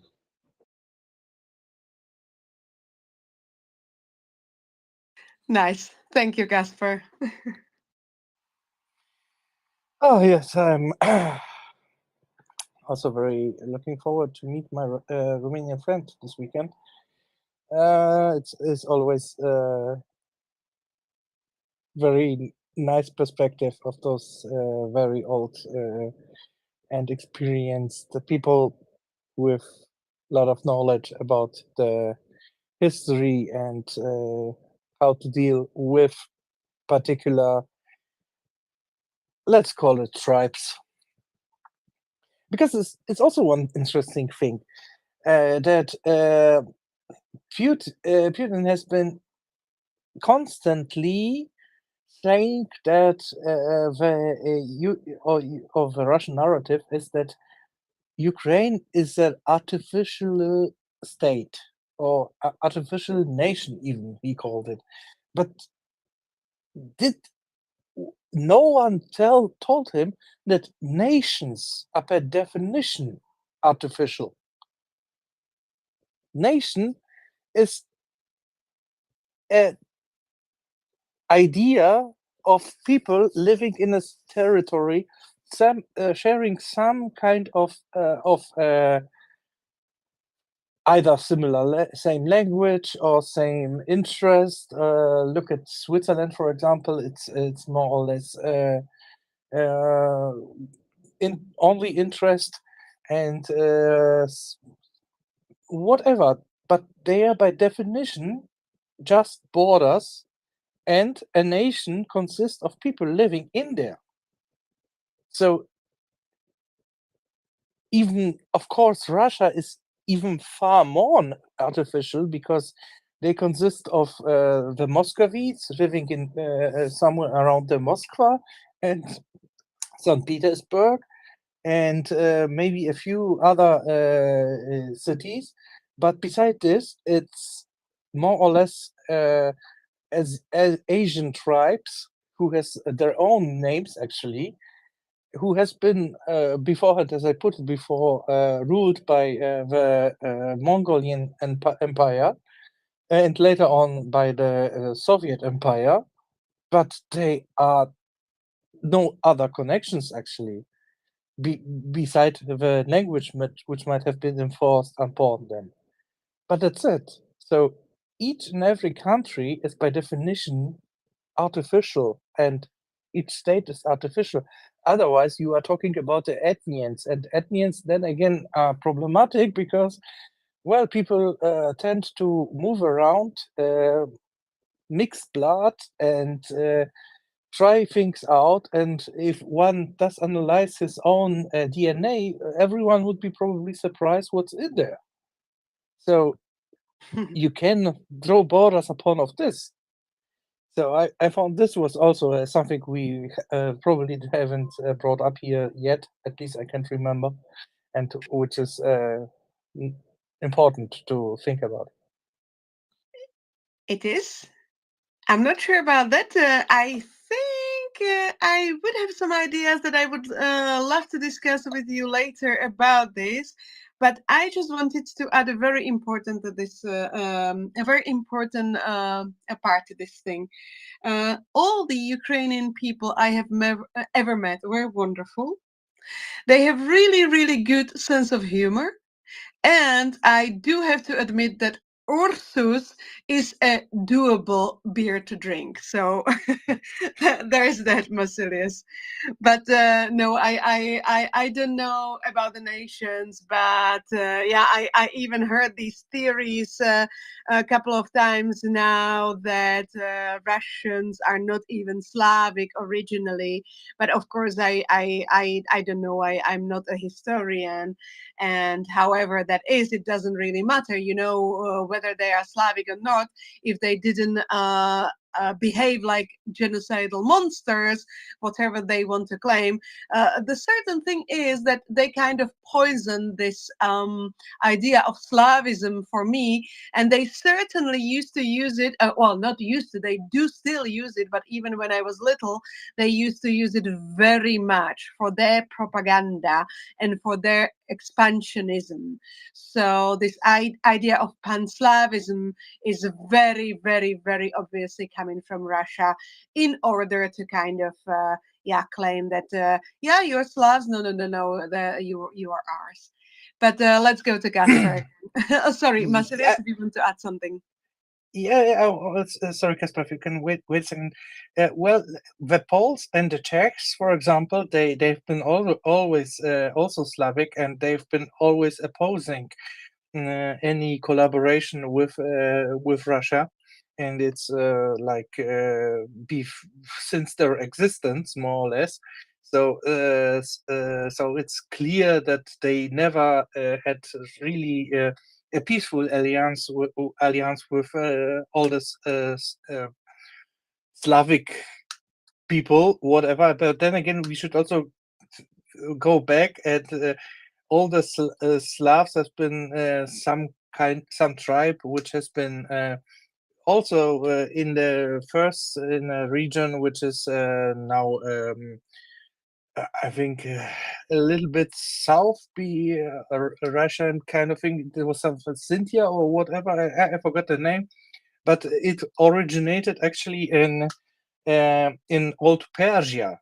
So you see how much the people change with the time, and it's then back again on the lands of Ukraine. It's actually where the Europe, more or less, civilization started.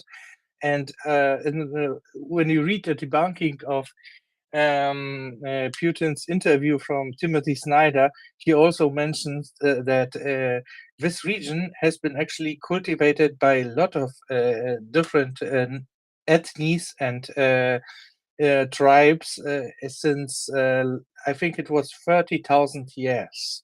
So think about this: how many blood has been mixed and went through this before even Russia comes or Moscow even come to an existence. So that's also a great thing to think about his his historic wise, which is also twisted history, attempts to justify whatever he would like to do. Kasper, please go on. Sorry for the rant. Yeah, the idea of a nation is very curious because there are two types. There is American nation and there are European type of nation. The idea is it's actually the identity. You are. That's the basically nationality. Nationality is an answer to that simple question. Now, you made a very good point that people who live today, not exactly where they started. If we are gonna do the whatever DNA test, it's still not gonna show us the exact location from where we originated. So in the end, we might have to move everybody around, and there will be places that theoretically has to be left for the nature only, because there was no people. If we go like Putin and we say, "Oh, that's my ancient land," we have to go back to wars. Hungary with Romania, Polish with German, German with Italian. Does it sound good to you? Not very good for me. So Not, of course. now we look the American identity. You can not speak even really good English language. You might speak, for example, Spanish language. Maybe you're a Mexican and your family is like you're a fourth, fifth generation. That doesn't make you less of an American. That is first generation or second generation that immigrated legally. Yeah, let's say so. Um, it's about the identity. So when we see all the problems that America has with its Marxism, with its hatred of the own nation, and so on, that's exactly the problem. People tend to demonize their state and tend to not associate themselves anymore with it. They would rather associate themselves with Putin. Putin is a much more clear person to deal with. But they think so. But usually, Putin would just eat them. But they would be the one opening the gates, you know. So the nationality is one thing, ethnicity is one thing, citizenship is another thing. So Americans usually mix it, you know, for them in general, maybe not many think even about this topic, but those because for them it's one thing. Yeah, I'm an American, ethnicity whatever American, passport whatever American. In other countries, it's a little bit more complicated, but you gotta just understand and appreciate your heritage. Even if you look in the DNA test, I'm a Romanian. My name is Plato, so it's Plato, like refers to the Greek. My second name is Christian. Basically, it's like Christian, you know, Christ. So I have still got a little bit imported of stuff in my, let's say so, identity. So if I see their Greek DNA, I'm not gonna be sad. If I see their even Persian DNA, I'm not gonna be sad because it's one of the oldest, you know, how you say, not nations, how you say, civilizations, exactly. So we shouldn't be ashamed in any way about this. It's part of life, and we must understand life in all its complexity. Then we won't be guided by emotions, by stupid slogans. We will be guided by real Russian. And if you want to find truth, it must be in a very sincere discussion. And it can be even a very opposed views, but that's the best. If you can put two people with opposed views, but very sincere, you know, they will be really sincere. There will not be 8-year Donbass or biolabs, or they will be realistic. And then with them, you can easily find truth. It was just an example. It can be the same with Palestinian and Israel and whatever else on this planet. Thank you. Thank you, Casper. And that's exactly the point why I mentioned that I'm very much looking forward to meet my Romanian friend this weekend, because it's always those kind of discussions. With some Palinka we have, and I very much enjoy it. And I see Ohi has raised his hand and lowered it. Ohi, would you like to say something? Or is it just you lowered it because it's now not possible? Okay, sorry. Yeah, Casper, you are right that America is some kind of different beast because it's a Melttiegel. So it's a nationality based on refugees and natives, which has been treated very badly. But yeah, therefore it must have been a different, must have find a different approach. But yet again, I think because we love to discuss it, discuss here and to be sincere. I think that your definition might have been valid in like 20 years ago, maybe, because it was still this view on America as a state which welcomes refugees, which has a state of liberty and hold on to this very coarse identities of America, where you can always come. Bring me the poor, bring me the one who has no other future in life, and they can share our American dream. Yet, after it changed a little.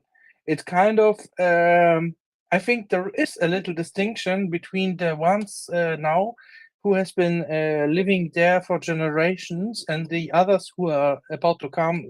And we see it in a conflict on the border where it has been obviously put it now higher as anything else in America.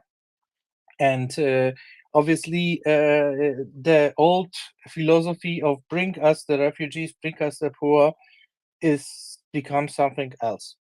And I see Ohi has come back and raised his hand, so we can come back to the discussion later. And Ohi, please. Hey, thanks a lot. I dropped out there. So I think when we discuss this stuff, it's important to kind of get a background. The entire conflict is really split between the old way of doing business and the new one. Up until World War II, we lived in a world where might made right, and everything was centered around ethno-nationalism. That was true for the Brits, the Russians, and every other nation. After World War II, we got together at the Bretton Woods Conference and we established a new way of doing things, which was based more around economics and ideology. And that's where you have the Western order. So people like Putin, Xi, the Iranians, they are all still working on the old system. Now, the new system isn't without its faults, especially with things like immigration. When you have too much cultural mixing too quickly, that comes with its own implications. But the way that we've done business post World War II as a world order is still way definitely better. And the whole basis of the system is to prevent large conflicts. So this is just kind of the background of that. Okay, thank you. So you kind of has put additional information here on the table in regards to where this change of what we think American system is about, and or what we thought 20 years ago Americans are about, and what we see now Americans are about is coming from, right? That there have been some discussions which are now obviously playing, being more evident to us after, I mean, the war is over now since like 18 years.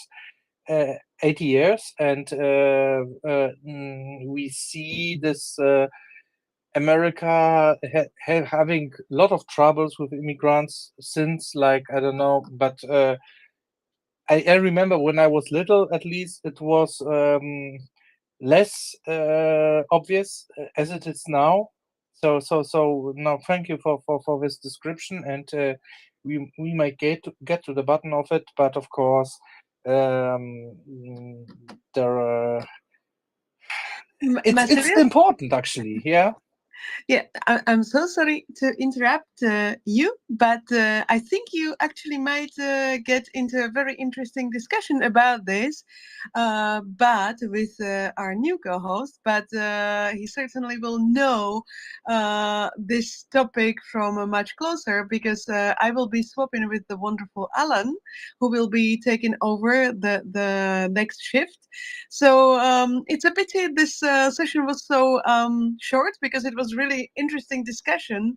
I hope we will have a chance to co-host again together. Thank you everyone for listening and being with us and contributing. And I'll see you, I think, tomorrow night again. And of course, I'll listen. And good night, good evening, good day, and Slava Ukraini, everyone. Heroim Heroim Slava, Slava. Jana. It was as always pleasure to co-host with you, as always, for an hour. So nice to have you here with us. And hello, Ellen. Nice to see you around. Am I? Good could to it see be you, that? Vasilius. Could it be that you will have 2 hours of being co-host entirely alone? It's possible. It's happened before. I can do it. Okay, then I will stick at least for a few minutes longer, if it's okay with you. Then you want to, at least to support you in this regard for a few minutes longer.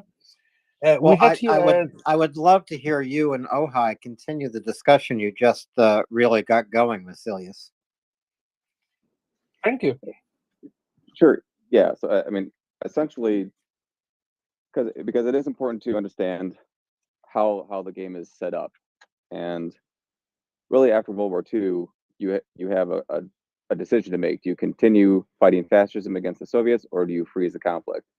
And the deal we made with everyone was that if you join us in an economic pact, then the economic system would essentially overpower the Russians, which happened in 1991. Of course, now you have a reversion where the totalitarian system is cropping back up, and that's because any country that once held an empire never really forgets it. True of the Chinese, true of the Russians, true of other centers of power. So what you're seeing is really kind of a reversion back to historical norms. Even though in my view, it's going to be short-lived, because I don't think that the Russians can really hold out against a combined Europe and America. But that's the philosophy that's coming back, and is what's driving the conflict.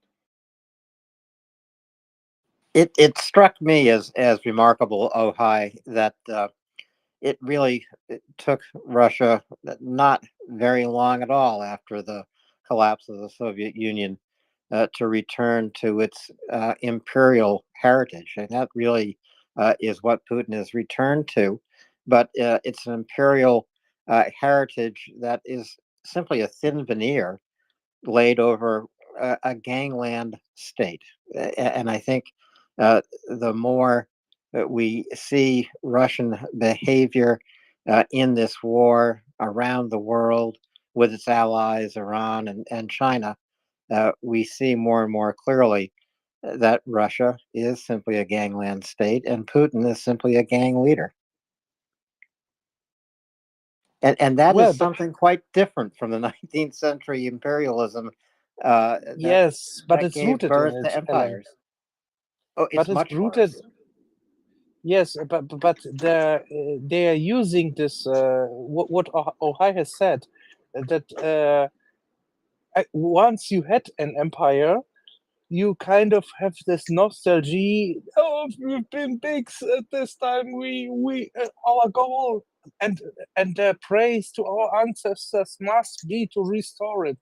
I mean, if you ask yourself, this is exactly the line which is going through your heart between good and evil, which everybody kind of feels once he has been raised in a portion of the land which has been great at some point, but then shrinked.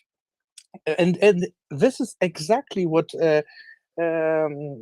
Timothy Snyder has been picturing in his lectures as something that the Kultura movement which has been in France actually, but it also has been Poles in exile, has came up with this, that in order to get away from this, to bring word to peace, one needs to fight this inner devil, which always screams for, but we need to be an empire again, or we need to be an empire, and instead create a republic which is small but reasonable, and has good connections to its neighbors, and do trade, but does not think in this imperialistic approach. So that's where I would really go deeper in this regard, because I think there are a few empires left, and one of them is still America, and but America kind of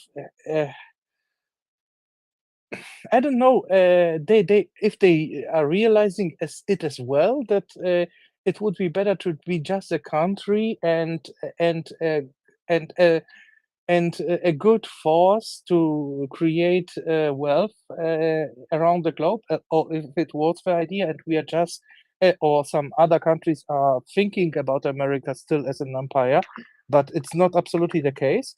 Please enlighten, because I think it's a very interesting topic. Yeah, my argument for why Russia is run more as a gang state or a gangland style of state is just because they're much more diminished in power than they were during Soviet times. So when you can't do things in a conventional way, you revert back to other means. As far as America being an empire, we are an economic empire, but the whole idea behind Bretton Woods was that an economic collective. It's by choice. So if you join our way of doing things, it will improve your economy. It will improve the state of your own country. If you don't want to join, that's fine, but it's not by force. It's by choice. It's just by choice of joining a better economic system. That's a great explanation. Thank you. Yes, actually, it's completely reasonable. Let's go to Casper. So the word empire comes from Romans, and it was when they said empire, they meant only one empire, their home. Basically, what was before didn't call themselves an empire, never. The basically definition of an empire would be a state that is living. Basically, its main goal is to expand. I need to expand, and it's not that there is some limit to this expansion. Normally, it was a land expansion. Yeah, it was troops, it was war, and so on. Now we got into the age where words can change their names, and so people now can say, okay, America might have its own history of expansion, let's say so, from 13 states to a bigger country. Okay, but when did America had its last land, conquering? I think it was okay. Maybe they were in other states. Maybe they helped, for example, Koreans to survive in a state that is not communist and so on.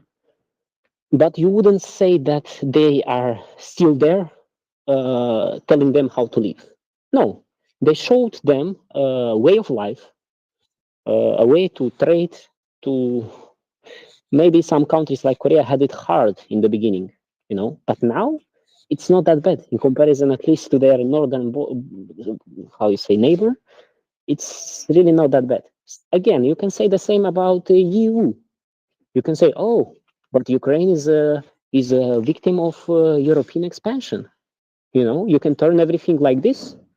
Last, but yet again, we come to the conclusion that it's actually a way of making a federation, not by blood, but to make a federation by choice. And again, if Europe evolves, a little bit more faster than it did in previous 20 years, maybe, and not in the meanings of more countries. I mean, in the meanings of projection of power. So if it gets its own army, if it gets some more federalization, I don't know, more to look like a common, common organism, like a unity organism. So again, you can say that, oh, it will become like an America. The question is simple. What will be the goal of these countries? What was the goal of America? It was the freedom and, freedom to the people. They managed to really save some people, save Europeans, save Koreans, but later they encountered Afghanistan. And sometimes you just cannot win. You cannot win every day. Same with Vietnam. PR, total failure, and communists ran over. The idea is, if you are the policeman, you gotta expect that you might make mistakes. It's that simple. Yes, shit happens. The idea is to be wise enough to learn from these mistakes and to be better. So there are two types of empires. We are gonna crush you. We are gonna make you into nothing. You are gonna be like us. Or there is another option. Let's be trade partners. Let's work together. I will invest in your country. You can send your people to my country. We can find works to interconnect our countries by own will. And when you do that, there is little to no, inter-ethnic hate, because there is no reason for that. There is no reason, for example, for Austrian to fight a German, even though it's the same kind of ethnicity. There is no reason for Hungarian to fight an Austrian. Again, why? Why do you need that? Isn't it better to live in peace, to live in prosperity? That if we put the goal of, because I don't think in any constitution of the EU there is something about the future. Put their prosperity, put their curiosity, put their increasing of if we want to stay countries with where everybody can vote, we should a little bit raise the level of understanding of such topics like I say now, these differences. You gotta understand them, to not be afraid of them, not to be manipulated by them, and so on. Everything, you can say America was born on birth. It was like born through blood. But if you will look closely, there was blood everywhere in the past. What we can do is take care about the future. And this is really what we can do. And that's the best thing we can do. Thank you. Thank you, Caspar. And as you have seen, I fully agree. But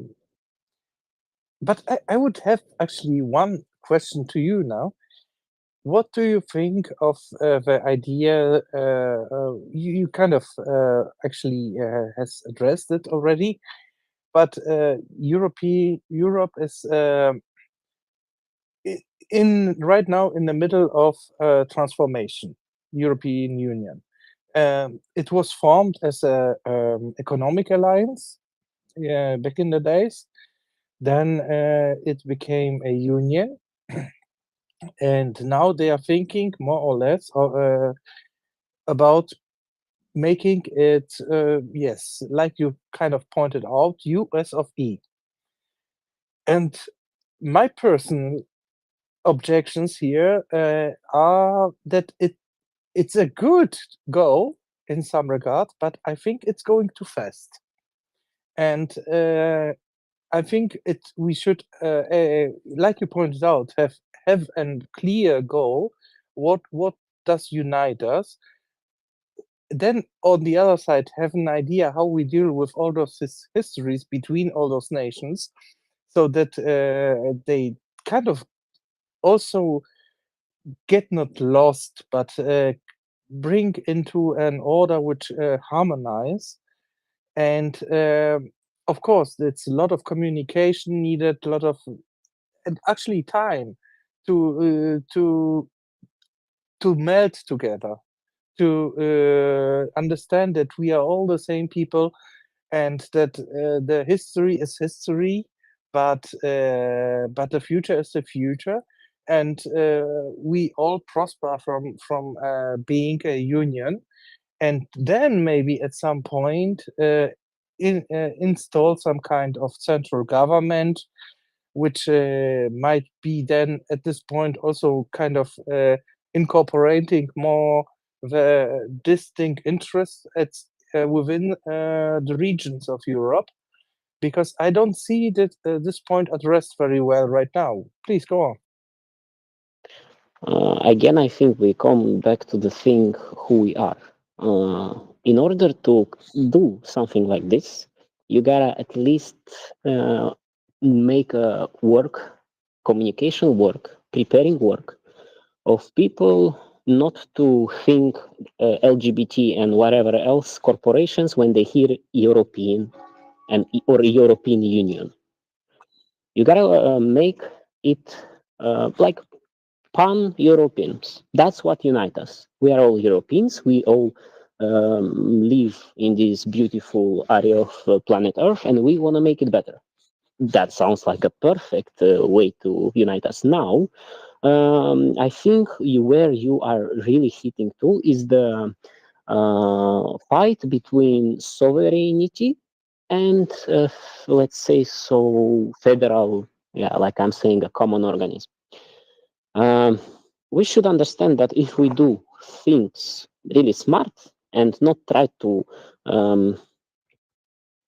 impose some dictatorship or whatever, you can find ways to make it possible. So it's still countries can be sovereign. You gotta understand first, like again, everything comes from rationality. Yeah, sovereignty.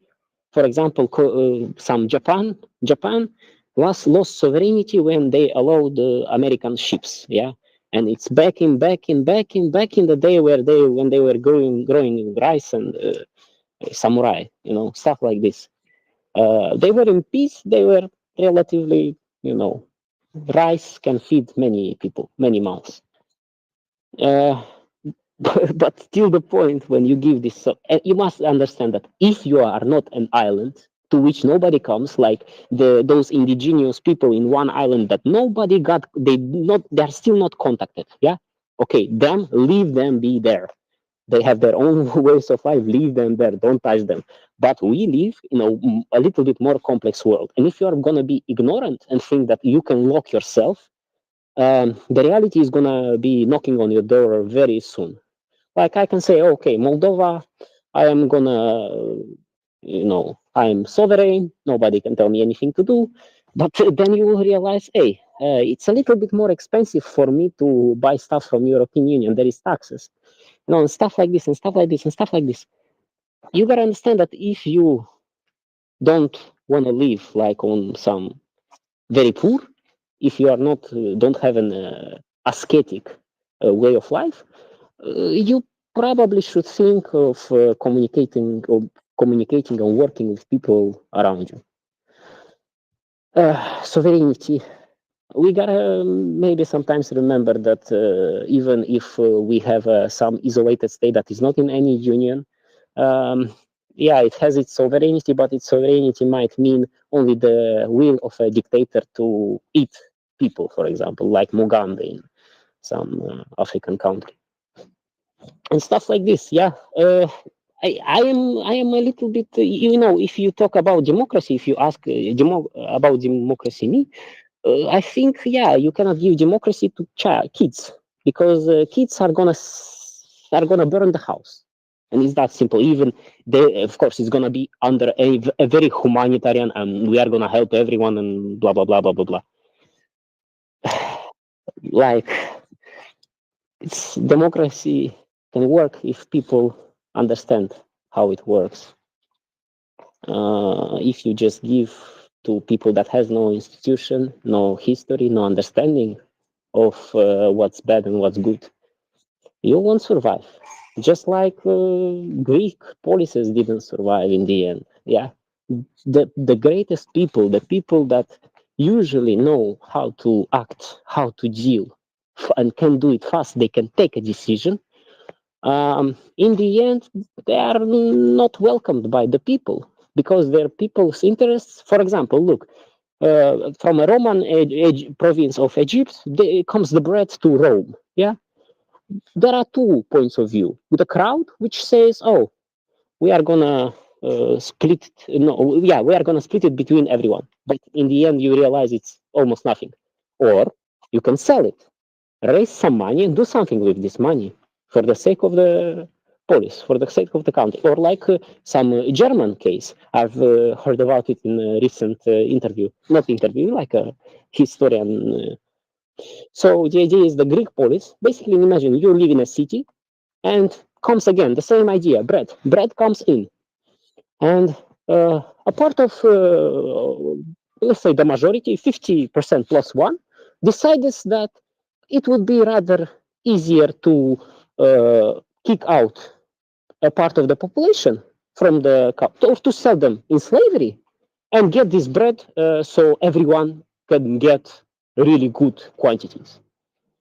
Um, that's the idea. When we think, when people, when I hope Europe, that's if you want to put a goal, let it be Europe, make Europe a federation of nations that which people realize the fragility of democracy, and countries really work together for the common goal.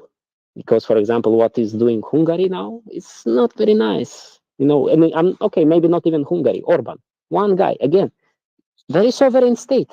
Yeah, and we gotta respect it. Very true. But we see what it leads to. So, what we really probably should do is understand things are changing. We are changing.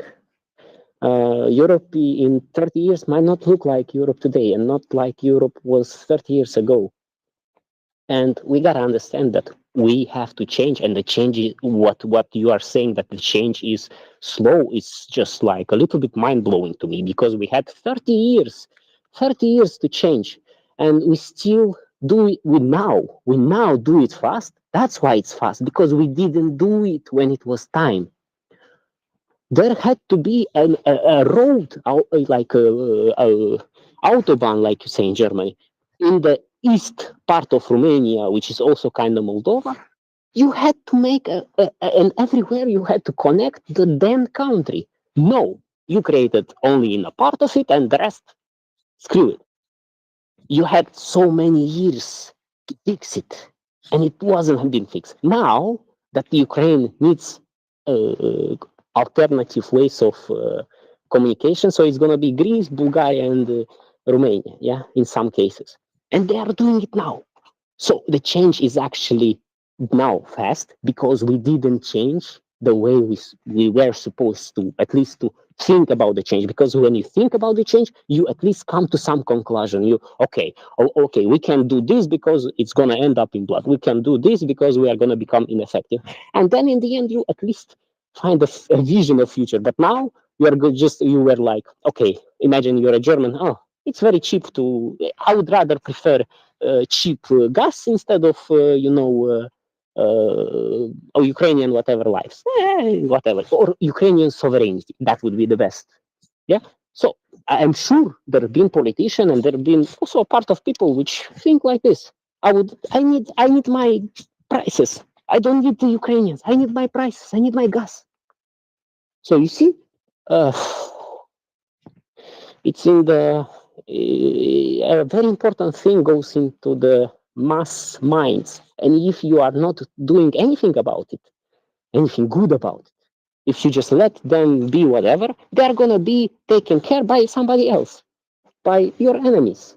And so you will have communists and whatever, American communists. Then when somebody said American communists, I was, what is wrong with you guys? So for me, for East European, it's a little bit, my brain stops working. It's like when I see the Romanian language in Cyrillic words. It's like the stuff, it was like this in Moldova while it was under Russians. Yeah, it just breaks my head. It's just it's that like that bad of a twist. That would be it for me. Thank you. Thank you. And Caspar, I must admit that I will need to re-listen to to your full answer, which was great in the part that I was able to listen to because I had a crash, and it sounded hugely interesting, and I'm very much looking forward to the next possibility actually to go on YouTube and go back a little in time to hear it fully. And for all the other listeners, it's always an option. Go to YouTube. We have a stream over there. And thank you very much. And from what I heard, let me pause it. Then I will get back on you. And now let's go to Ohi. So the biggest issue I see with the European system is that they were all bound under one economic model after the Marshall Plan, but no one was willing to give up their national identities. You have to remember that Europe was probably the most violent place historically up until the end of World War II. So you have a system where everyone's bound by economics, but the nationalities still have not blended. So you end up with a very constipated and clunky decision-making process in the EU where very little actually ever gets done. So you have kind of this quirk of history where you have a lot of people that are enjoying the economic prosperity that comes out of the system, but no one's willing to give up their own personal national identity because of how Europe developed. So until this is overcome, and in my view, that's going to take several generations down the road, you're not going to have this unified European decision-making process where everyone's moving in the same direction. Can I just add that it's not that we have to switch one identity with another. I always like to give an example, my example. First of all, let's say I identify with my city, Chisinau, the capital. Second of all, I identify with the country I was born in and lived for the 18 years, Moldova. Then there is another level of my identity, which is I'm Romanian. I speak Romanian language and I feel Romanian, okay? If you wish so. And what for me, Moldovan is the same as Romanian, yeah? We tend to get our identity from the same people, from Dacia. Dacia. Do you know Dacia? It's basically the one country that was there in our Romanian part when Traian invaded. Yeah, whatever. So it's something of a local. We have the local type of identity. Even the Romanian. Look, we are Daco Romanians. So we are from guys kind of from Rome, but we are also locals here, no Dacia. And there are also Romanians which are not like us. They might be Vlachs like in Bulgaria or Istria. There is an island close to Croatia, between Croatia and Italy. Yeah. There is a type of Romanian and Aromanians. Again, it's another sub branch. So I consider them as big of the brothers as any other Romanian, you know. So and also I have the European. I've looked at my old photos from the first grade. It was back in 2002, I think, 2000, whatever. Doesn't really matter. Yeah, no, it wasn't 2002. It was later. What was written on the desk on the I don't know teacher wrote European values. I don't remember whatever happened there, but yeah, there was European values in a theoretically communist country where we still had them. We elected communists, okay, because democracy is very nice, yeah. When you give it to kids, first you gotta grow the institutions, then you can give the democracy. You must raise basically like people like in Switzerland, people that will vote against giving free money to the people. That's what you gotta make. Thank you.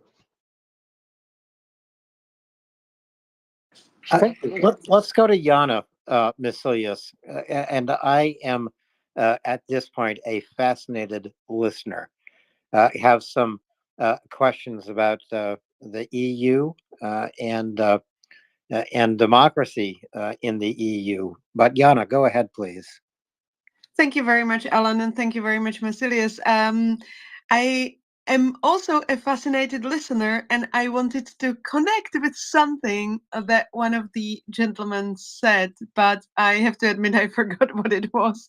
But I know what I wanted to say at least, because he reminded me of our Spotify account, and you reminded me of the latest episode that we actually put up, and that was catching up with events in Poland with Masilius and Axel.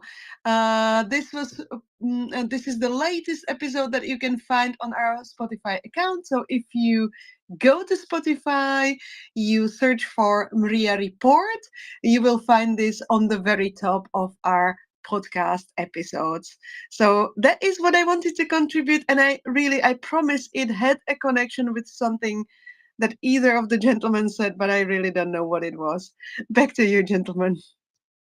Thank you, Jana, and I'm very glad that it's finally available, because it was a very interesting episode about inner politics in Poland, which has not been discussed here on a panel in such an amount beforehand. And we had here Maciej Kożuszek here with us, who is a very entertaining guy, and also someone.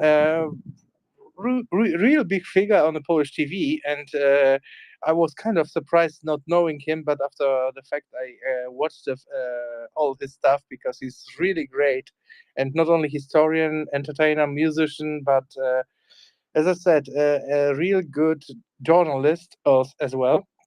And it was a great talk. And I'm also still waiting for the Rodrich Kiesewetter part about Germany. But maybe let's go back. Thank you for the news, Jana, to the discussion at hand. And we had so many great points here. And I think that what Ohi has said here about that we need to a few more what is it, iterations of living generations to meld closer together, and to leave the past behind the past, but still yet not leave our heritage, which is older. And it's a burden somehow, because of course it's something we carry on from the ancestors, which is also considered in the conservative values as those patterns which has been proven in a distinct regions to work, and therefore to be cherished, and therefore to be put it from one generation to the other generation. Those This legacy is quite bigger than in a country which has been had a fresh start. Like it's a little bit like Apple versus Microsoft approach, because Apple always cut the roots and starts clean, and Microsoft has this old legacy where the software still needs to run on an old version of Windows. And I'm sorry to describe here Europe as the Microsoft version of a system. Sorry, my European friends, but that's sadly, well, to be fair, Apple is older than Microsoft, so it's not a fair comparison. But it's a similar kind of problem here. So that's why I love this discussion, and I would gladly contribute and listen to you guys. So I see Jenny raised her hand. Let's go to her. Hi. So the European Union is a trade organization, which makes it that it's not comparable to the United States of America, where you have a congregation of like 50 states, but you still have a federal government running things. The EU doesn't do that because it's a trade organization. And the reason why we have the EU is not as old as you might think. There was another one before, which the name of it escapes my mind. It had something to do with coal and something else. And it was because Europe was a very, very violent continent. It is the most violent continent, I think. And in order to end the violence, I think it was ESC, European Steel and Coal. So that's how it started back in the 50s. And then it morphed into the European Union that you have today. And that was in the, I think, the 90s or something.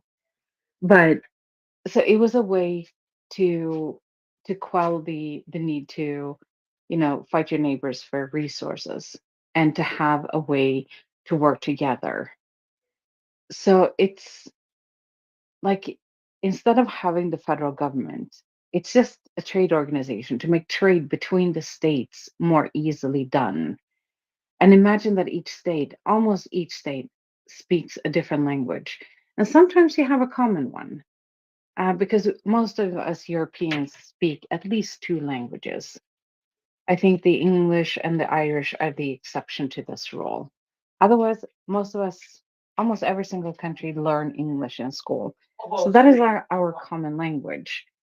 But each of us is a separate nation with our own separate laws, with our own separate traditions, and our own language. And this is what makes it a little bit troublesome. And we do have similar goals. But you also have to remember that a big portion was actually Europe for a long time, up until the 90s, was actually pretty divided, where you had one that was the West and you had one that was the East. And some of the nations that were on the East Bloc was more controlled by the Kremlin than others. There were some that weren't as harshly controlled as others, and then there were some that were under quite heavy rule. And it took revolutions to throw the Russians out completely. In Romania, it started with 200 people and it grew into a movement. And they overthrew, if I remember my history correctly, they overthrew the guy that was running it, Ceausescu. And so and we will never be more as unified. We will say that we're Europeans, but if you ask me, unlike Americans, you don't tell me that you're Texan or that you're a Floridian or from New York or wherever. You tell me that you're American. I don't say that I'm European. I say that I'm Swedish. I was born and raised in Sweden, and I'm Swedish.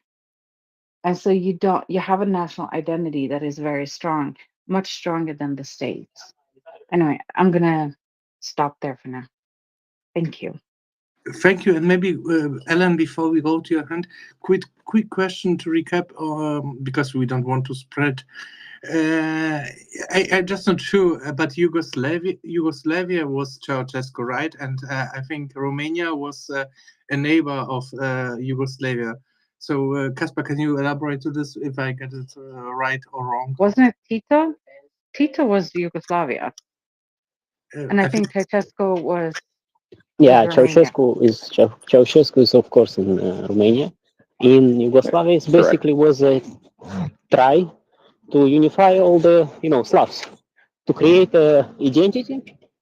But look, while it was still like communist country, it had the beauty because it wasn't like any other typical communist country. If you will look on the note that I think Churchill gave to Stalin, where they basically in Yalta split it, the world a little bit.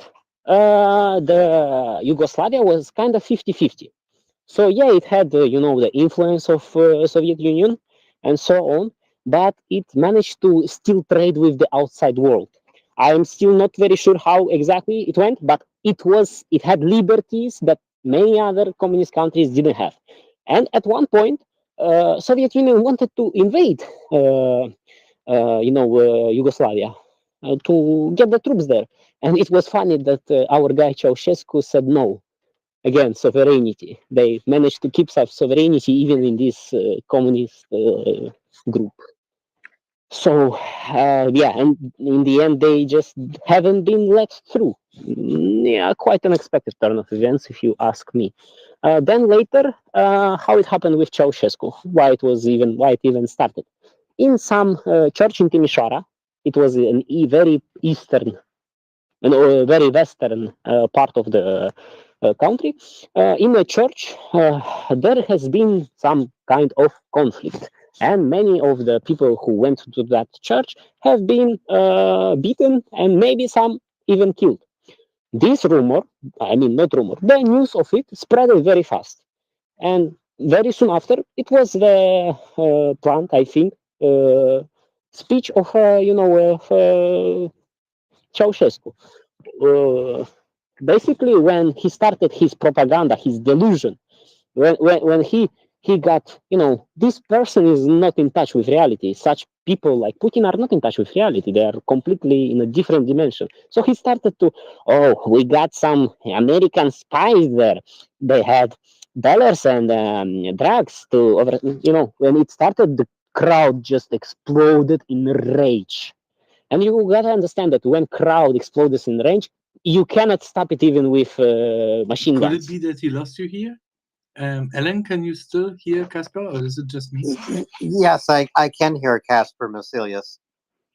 Okay, I'm sorry. The idea is he got away with a plane, but even the driver of a plane understood it's a bad idea to really get them out of the country and landed the plane in a damn field. And later they've been caught by the security. But here comes the very best and most important part that you have to understand about the Europe and the communist countries that been in Europe. Ceausescu got eliminated, but not by a fair trial. I would rather prefer him not to die.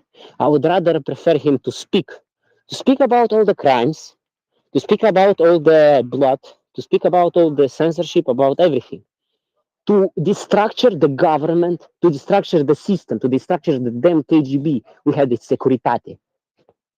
If you destructure this and then you build yourself a country, you have better chances. Because, for example, there has been movements in Poland like Solidarity. Yeah, some people, good, prominent people that haven't been in all that communist propaganda, at least in the heavy part of it, like, we are going to destroy whatever.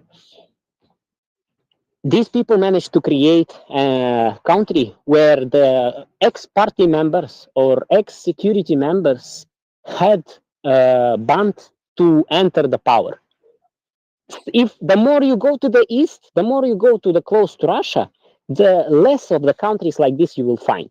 The more of the countries you will find that got inherited by these overlords, and they seen the beauty, and not the beauty, but at least the economics. Still, you can say, oh, communists, they did have nothing. No, we still had something.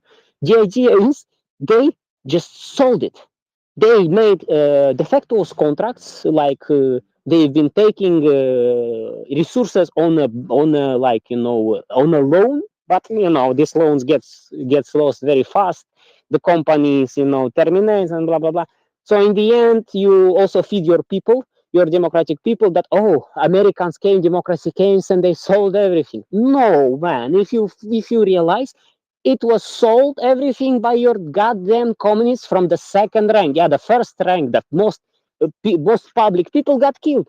Later we had an election, yeah, democratic election. There was, I think, 3 candidates. There was a party member of communists, and we are gonna make everyone rich, and everyone will get their car and whatever else. Iliescu, I think, yeah. Guess who got elected? He. What you had an option? You had an option, a very smart person, It was kind of not in the, he didn't live exactly in Romania. So many, the propaganda said that, he didn't eat our bread with very some cheap, salami or whatever. He's not like us. Yeah, he's a stranger.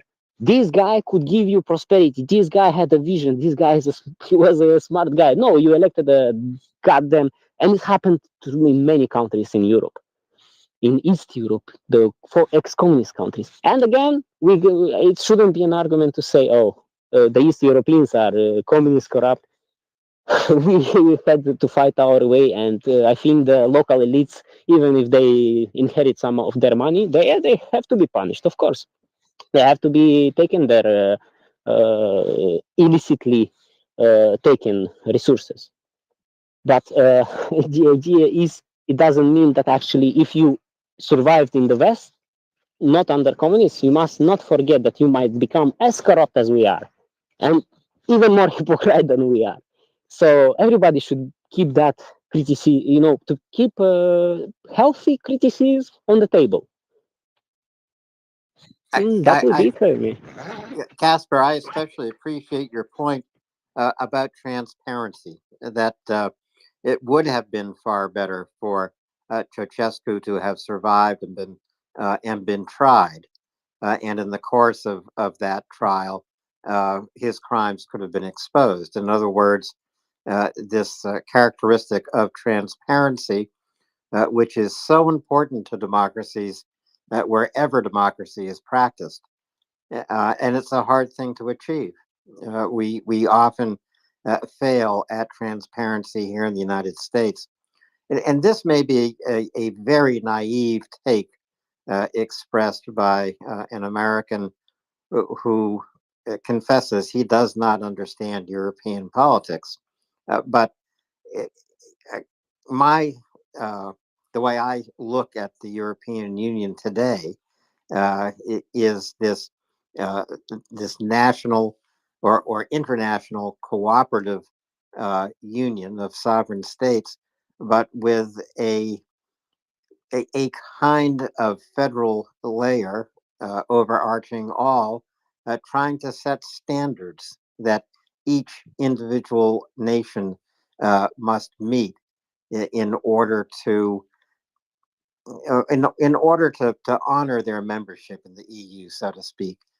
Is this completely naive? And I see that as the way the EU is evolving. But I doubt very much if the EU will ever become the United States of Europe. I just don't see how that's possible. I'd like to get Casper's take on that. Jenny's hand went right up. So to Jenny, Casper, think about how naive I am. And Ojai, I think I'd like to hear from you about my naivete as well. In all fairness, I think Casper was actually put up his hand before me, so I can wait. Oh, Casper, Yeah, go ahead, please. I'll try to be quick. This passing of sovereignties, we gotta again understand is something we gotta don't have to be slaves, and especially we gotta keep checks and balances. You gotta create a system of checks and balances, and then yes, you can create a United States of Europe. The idea is only if you really work on it, because it's not gonna happen just by itself, and you gotta make the construction. Again, you can say other concepts. Look, I can give you a smaller concept: Moldova and Romania. I want these countries to unite, but I don't want Romanian army invading like Russia invaded in Ukraine, for example. I want it to be a union made by smart people, which will give me a better constitution, better laws, and will stop all the damn corruption that is going on in the system. So it's about the target that you really put. If you put it realistic, if you don't say, "Oh, we are gonna be cosmic empire in 50 years," no, you gotta be also realistic, and you gotta also explain to people, "Hey, it's not an empire in your god crazy take. Yeah, we are trying to work together. That's it." And we, for example, I don't know why would you want borders in a European Union that really cares about its own borders, which doesn't let open to such badly, The idea is only about the power and strength. Do we really have the power to hold it?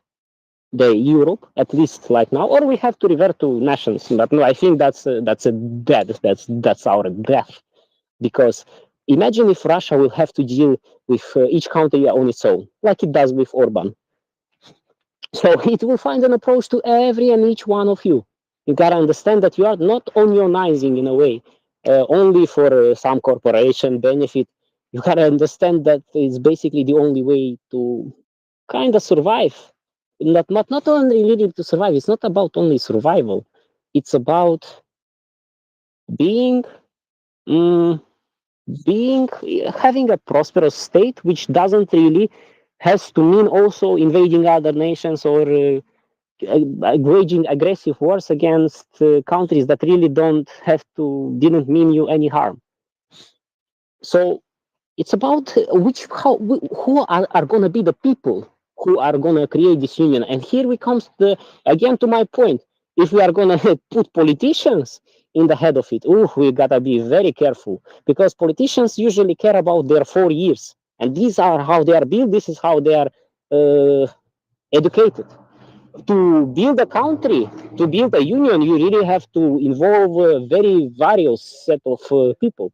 It's got to be experts on not only security, economy, everything. I will give you a good example of an issue that has to be in a way thought about. Yeah, in Europe, in European Union, agricultural market. We might wake up with a Great Depression like it was in USA. And what was in USA? Overproduction. So it's about the markets that doesn't work with each other to create adequate prices and adequate production. Yeah, we are gonna make everyone grain, and yeah, and then we are gonna blame Ukrainians because the price is low, while importing double the amount of grain from Russia. I've seen posts like this in Poland, on Twitter, and yeah, again, you can be hypocrite, you can be a politician, or you can be a person that doesn't think that he has to be reelected. That's the problem that I see, at least. If we are gonna elect people and expect them to really do our job, I don't really see how it's happening, because everybody will care only about their ass. We can say uh, what you are ready to fight for. If your answer to the question, yes, you are going to say yes, I'm ready to fight, but for what for? If you are going to say family and home, I can very easily counteract you, but your home might not be on the front line. Your and family might be home, so you will stay probably home to defend it. And it's not like I'm blaming somebody. The idea is that people that really know how to make people rich, to make the good steps, they are usually not elected. And Aristotle, he stayed in his city because he actually was the best of their own. And the citizens of that city said, no, what you are saying is leading to our, whatever, it's bad for us and you want to destroy us and whatever. What he actually wanted to destroy is the tyranny of the majority, because the majority can be wrong. That would be it. Thank you. Thank you, Casper. Now to Jenny. Then I think to Basilius, Yana, and Ojai. Jenny, please. So the European Union, it cannot change the laws of a nation. Really, they can set a standard and say that you really need to have laws regarding human trafficking. You really need to have laws surrounding these things.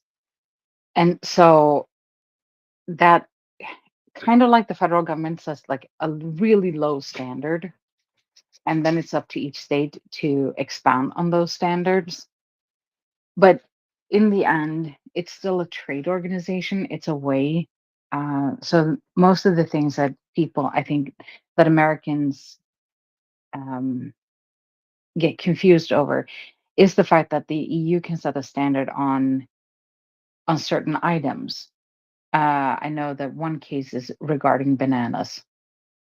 I don't remember what the standard is, but the EU has like a standard for bananas, and that is to ensure that it doesn't matter if I buy the banana in Sweden or if I buy it in Spain, I'm still going to get a banana.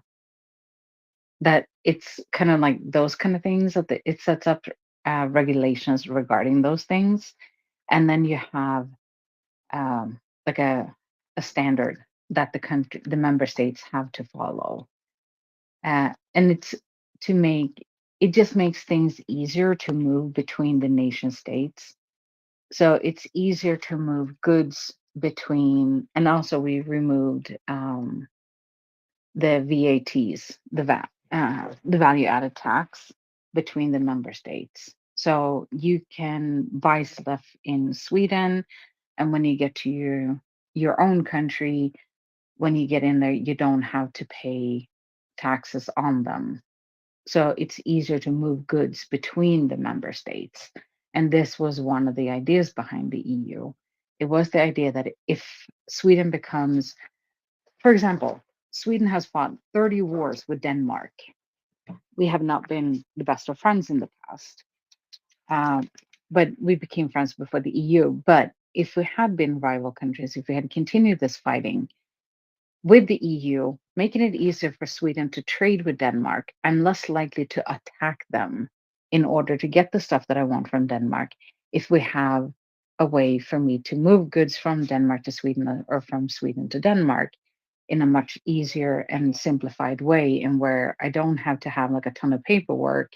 I just need to declare what's in it. I don't need to worry about how much it's worth and everything. I don't need to do the customs declaration. So it makes it simpler, and that is the whole. From what I've understood, that's the main point of the EU. I'm not going to attack a country that I'm a trade partner with, because then I lose out in the end. I lose economically on the fact that I'm attacking Poland just because I can, you know. So that was the idea. Tie the countries together through economics, mesh their economies together.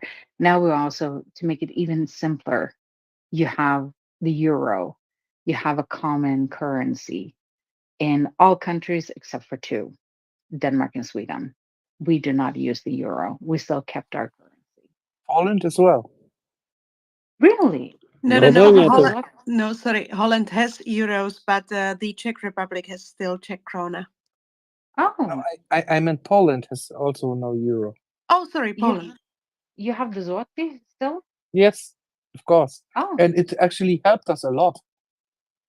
Romanians got lions, and just the same as Bulgarians, lev and leu. that's really amazing, because when I looked at the EU, it said it was in all states except for Sweden and Denmark.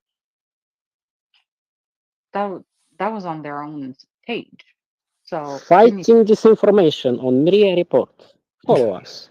yes, exactly. I'm really glad, because I think that was like part of the thing that when I traveled as a kid, I thought it was amazing to go to another country, and I'm like, oh, look, it's like Monopoly money, which everybody, when they come to Sweden, they say the same thing. Our money looks like Monopoly money. And that was the fun thing, like seeing the different currencies. And this whole thing with the euro, I'm not as impressed, to be honest. To be honest. So, but it was, and we've had 2 wars since World War II in Europe, the Balkan War and now the war in Ukraine. So apparently, and I think that is the longest that we've had peace in Europe, 45 years. Before then, it was like one after another. We just invented reasons. Sweden was really good at inventing reasons for going to war, honestly. So, anyway, I hope that kind of explains it. Thank you. Thank you, Jenny. It did go a long way to helping me understand the EU. Masilius and Yana, I think inadvertently you put your hand down. So let's go to Masilius, to Yana, and to Ojai. Thank you. And Jenny, there was so much which I wanted to address, but most of it I forgot. Basically, to address the issue at hand, the euro thing was something which I think Latvia has accepted, and it has been, of course, attached with strings, which has been like the prices has been doubled. And they kind of therefore lost the GDP growth quite drastically. And then there was this economic crisis. I think it was somewhere around 2010 or something like this, where the countries which has not been part of the EU of a eurozone had a little bit better grips on actually dealing with it, and therefore they had really benefited from not taking the euro, which of course I would love to have the same currency across the whole eurozone, but then again it came to with too many strings attached. So it's also something which should be kind of improved on, and because there have been some countries benefiting from it and some highly losing on it, and it's of course we are still evolving and still we can reanalyze it, and which brings me back to the core of why I raised the hand. I mean, we have been always kind of inventing things, and we are inventing the world again somehow. And we don't need to only look at the history to see all the possibilities. I just wanted to throw in a very strange idea, because Europe is kind of evolving right now, and there are voices for giving EU way more power than it had beforehand. Although it's not there are no real elections like in the USA. You elect the USA government, but in the EU there should be like still you electing your government, but at the end EU should be the one who decides about things. So it's kind of strange, but let's throw in some idea maybe, and I would love to hear from over the States how it will resonate with Olgi, because he's the Jana also, of course. How about making EU kind of state as a service, like you have right now the services you use online for everything, that you can rent them as a service. So instead, while you are paying for your taxes, let's consider it like a subscription, and they are nothing more but providing you with standards, like they are also the internet standards, which ease up the things. They provide you with security, they provide you with public transportation, they provide you with all those good things we are used to it. But beside this, they are just a service, and they are not your ruler. This is just an idea which I would like to throw in, and with this, let's follow up. Shall we go to Ojai then? Well, both. Yeah. Of course, but if Jana had put down her hand, so I think it's also okay to go Ojai and then Jana, right? No, it's okay. Marcellus, I think my points were covered. What I wanted to say was actually answered. And yeah, to your latest point, I'll just quickly say, and then we can go to Ojai. Maybe it's a nice idea, but I just would like to highlight that it's not only like services, but also accountabilities. And being in the European Union, we also should kind of realize that we have some, I don't know, civic duties, and all the states or countries that are benefiting from the European Union should also contribute to it. And I think this was a little bit forgotten in some of the countries, and unfortunately, including mine. Also, thanks to very prevalent Russian propaganda and attempts to divide people. So I know that there are some narratives floating around there, or have been some narratives that were making European Union to be the enemy, painting the Brussels regime, almost things like this, which is a nonsense. There is no Brussels regime. Nobody is dictating anything, but it's been sold to some MAGA-like people in our countries like this. So I would have to think about this, union as a service, because it's not only about the services, it's also about what we contribute, and we should really realize that we are part of this one unity. But anyways, the thing I wanted to address was already addressed, so let's go to Ohai. Sure. So the main problem I see with under this topic is that it all comes down to the means of control and how much national sovereignty you want to give up in exchange for this economic system. And this is fundamentally the reason why the Brits left, is because they didn't see it in their interest to give up an extension of EU regulations into Britain as an acceptable trade-off. The way that the EU is set up, you're always going to have the balance of power centered in Paris and Berlin. The Germans, they're the main banking sector for Europe, and especially when you're operating under one currency, the central bank has a lot of levers that they can pull to apply pressure. So the main problem that you have, the main friction points is always going to be the larger industrial bases exerting economic pressure on smaller countries to kind of influence how they want things to go. So this is kind of the central point. And then I'm getting called to dinner, so I'm going to just listen for the rest. Thanks very much, Ohai.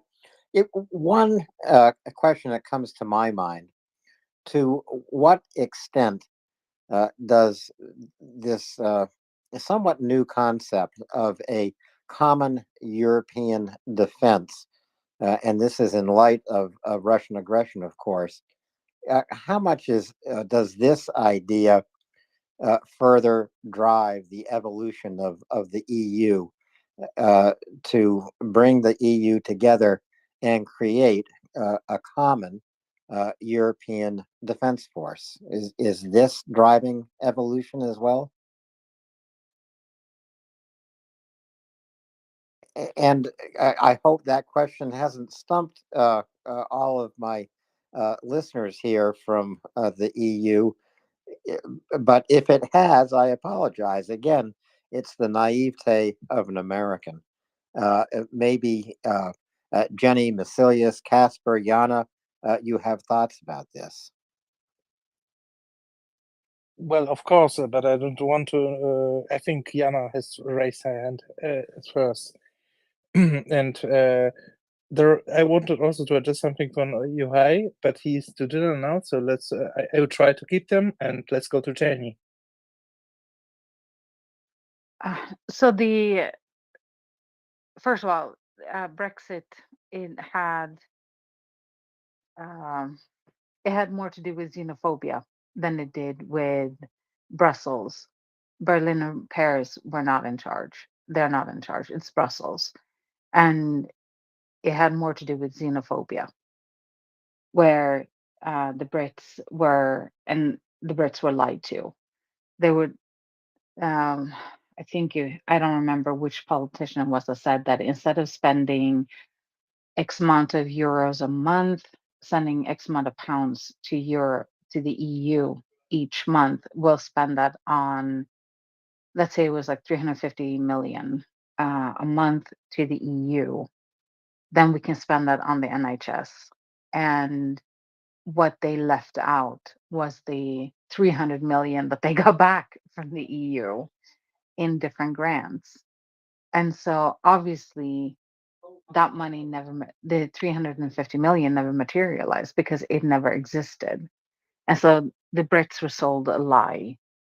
And the vote wasn't unanimous. It was it was a simple majority, like 51% or something like that. 51, 52% voted for Brexit. And of those people, they regret it today. A lot of them. I know that they also didn't have a good exit strategy. So you had a lot of expatriates in Europe. You had people living, a lot of them lived in Spain. But the one example that I can think of is a friend of mine. And I'm my best friend, she's American, and she kept telling him, you need to go to the immigration office because of Brexit. And he was like, no, I'm from England. I don't have to. And she was like, but you do because of Brexit. And he was like, but the EU, I can stay here and I have a Swedish wife and I have my life here. I don't have to go to the immigration office. I came here under the EU rules. And she goes, and you Brexited. You left. You're no longer covered. You're reverted back to a regular Brit coming to Sweden, and you need to follow the visa laws. And he ignored this. He ignored the advice that he was given, and he actually got a letter home saying, "You are risking the violating your visa.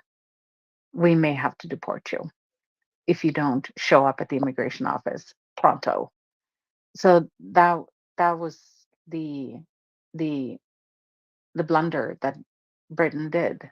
And they are actually worse off now because now they have to pay a lot of money to do trade with Europe.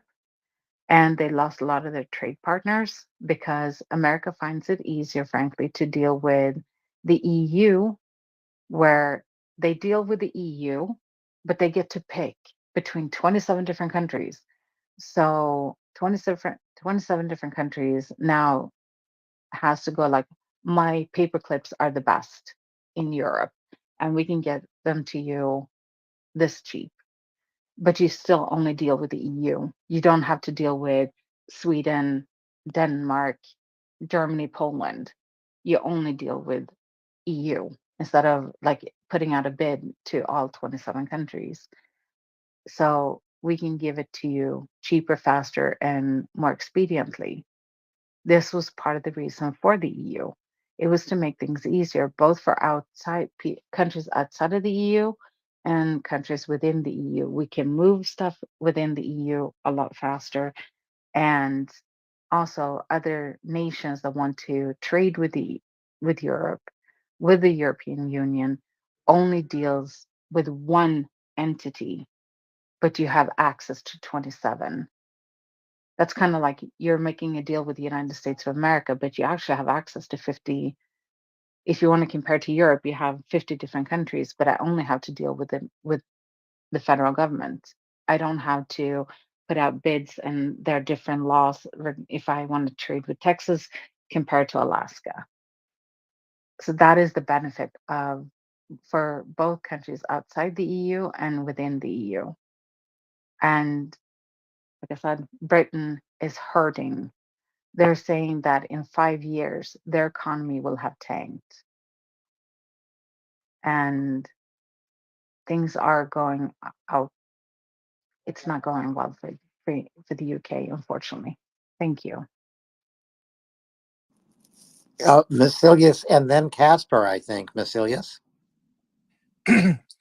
Yes, thank you, Jenny, and thank you, Jana, and Ohi for what you've said. And I must admit that I'm kind of sitting in the middle between the chairs, because yes, I see the same thing, that Britain has been told into leaving the EU by false promises. And even Nigel Farage has some connections to Russia, and it might have been really some kind of an attempt to weaken the opponent, which is the EU. But at the same time, I see that there is really some kind of, as we has been speaking, some kind of promoting of whoever has the most power has also the biggest, strongest lobby inside of the EU. I mean, just look at the energy sector. Which energies has been declared as greens? Well, the ones of French, the atomic power, and the ones of then Germans, the gas power, and all the others has been considered like the evil, pure evil. While it's actually, because I'm working in the sector, I can tell you that when you import the gas from Russia over here, you have a loss of methane particles, which are even worse for the climate. And therefore, it's even better to use local coal than imported gas from Russia. And on the same side, atomic is only then green if you really upgrade your systems to the newest technology available. And but it could go on forever. There are at least signs that the biggest parties of the EU are also using the EU as their kind of way to have a grasp on the others. Let's put it mildly like this. But I wanted to go into a little bit different direction. We have been talking about this military alliance, and it's with the Budapest memorandum, where Ms. Merkel and Sarkozy has voted against bringing Ukraine into the NATO, which is the then existing alliance, a military alliance. We have seen that the left bank of Europe, so the Eastern bank, has really far less to say about which is actually the one which is confronted with the biggest threat on earth, which is Russia, has far too less saying in terms of who is inside this military alliance and how it works. And instead, it's decided by countries who are not facing this threat.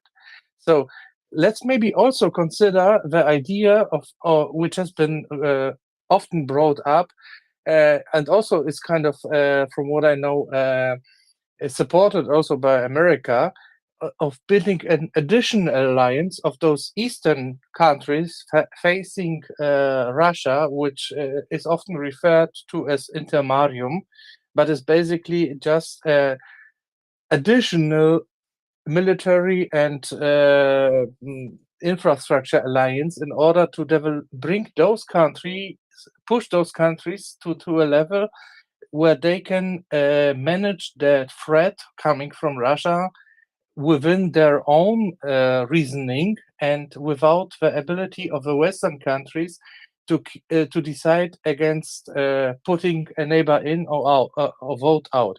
So with that said, let's go with a hence. Thank you. Well, knowing that Ojai has dinner growing cold, let's go to Ojai, then to Casper, please. No, it's all good. So just a quick on the EU point. I didn't see who was speaking, but I think it's absolutely correct that a lot of the argument was centered around immigration.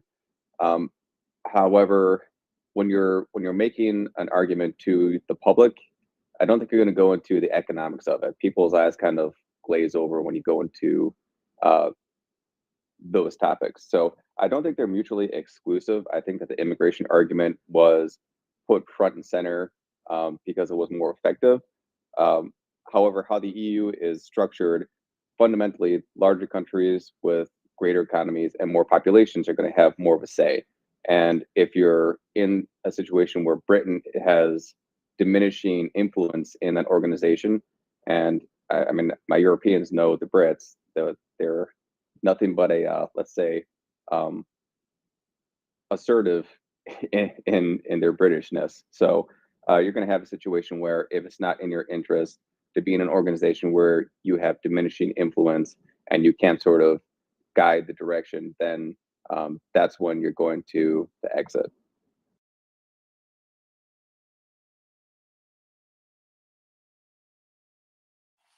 And then I think the next was Casper, and then Jay raised a hand. Hello. So I will start probably with this current topic and then go back to what was before. Why do we need army? The question is very simple. Ask yourself, if you would be rich, would you protect your life and your assets? Or you would be like, oh, nothing will happen. I am rich. I'm just going to invest everything in my economy and zero insecurity. That's the core issue of it. If you are going to be fat, the wolves are going to be the ones who are going to catch first you. The others that are not so fat, they're going to run. And you are going to be a very good dinner for somebody. Somebody is going to be very happy for you. So the key actually is sometimes not even our laws, because if our laws will be in our against our interests, we might. I think it's possible to have a coup. I think it's possible to have some kind of things like this even in Europe if we will get some crazy parliament. Imagine you elect some nuts people that are crazy, and yeah, it can happen easily, taking in account how current events have been going. So in that case, it's even if the majority, even if it's the honestest elections, and it's yeah, you can say 51-51, but if in the end it leads to death, legitimacy might side on the somebody else. You know, the passive people might have voted, you know, with the majority, but there might be a different side which sees danger in you and will overthrow you and will eventually be the one ruling, because you basically traitor. Imagine you have a traitor. You gotta sometimes, in that case, screw the laws. I need to act. It happened in history. Now, a little bit to the back. Rulers they aren't our rulers. Okay. In this way, we could argue that also our presidents are not our rulers. Americans can say, no, Biden is not my president, and not because because he doesn't like Biden. He can say, oh, I also Trump is not my president. Okay, I have no presidents. The idea is that what I'm trying to explain is that, for example, we elect the Euro Parliament. There are elections in every European country where they elect their representatives in the European Parliament. And currently it's based on population and some other factors. The number of seats, let's say so. But even the Scholz, which has the biggest part of it, said that we gotta reform, we gotta do something about it. So change is the only way to progress. That's probably everybody should remember. Because how you can change, of course, but in worst part, and it won't be a progress, but it's going to be because of you, because you didn't want to act, or you deliberately chose the wrong idea. Now, just quick back, why we talked about Britain, we talked about why do we need this trade union? Very simple. What would be the previously declared goal of it? We are going to raise the medium level of people of the countries neighboring us, thus increasing the general, good. Everybody should be happy if we are going to try to rise everyone's level. How it happens in reality. Casper, I'm not sure if I'm the only one who didn't get the thought. but I can. You want to erase the number of the countries? Please elaborate on this. No. I say that I want to erase countries? No.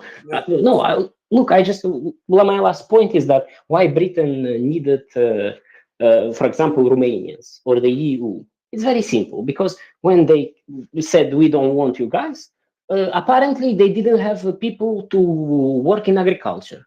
Apparently they didn't have truckers. Apparently they didn't have nurses. I have I know somebody. She was a nurse. Yeah, she kept working because she was there for a long time. But in the end, you get a shortage of things that you still got from this union. And in reverse, why do, for example, Romania need Schengen?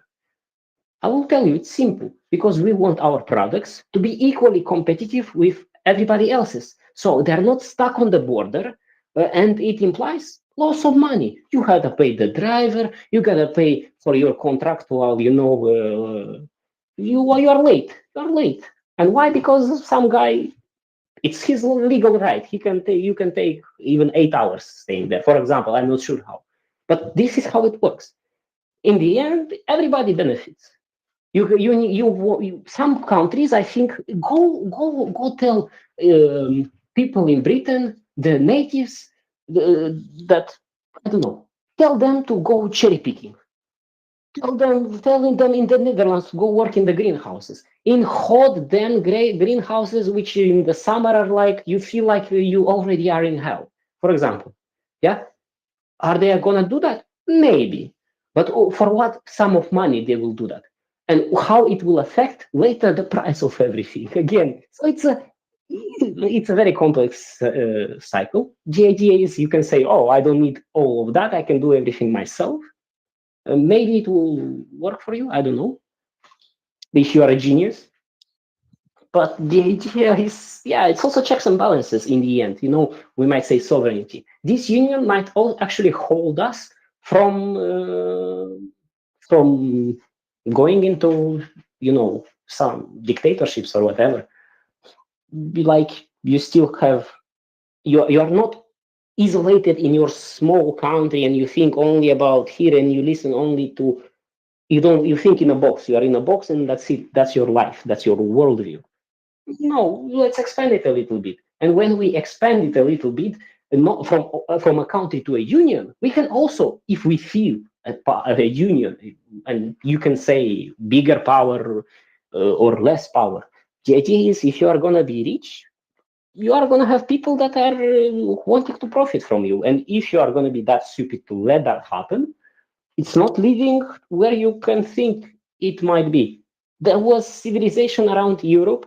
It was, many, like ancient Egypt, but around the Mediterranean Sea. What happened? Sea people happened.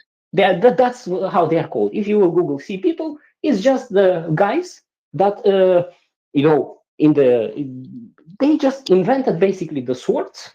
And what is the sword? It's a tool which creates a very dangerous enemy from a simple man. Yeah, it's a new weapon. Yeah, they modernized. Yeah, and they just destroyed these damn empires, because these damn empires didn't know how to fight them, because sometimes even they hired these sea people to protect them.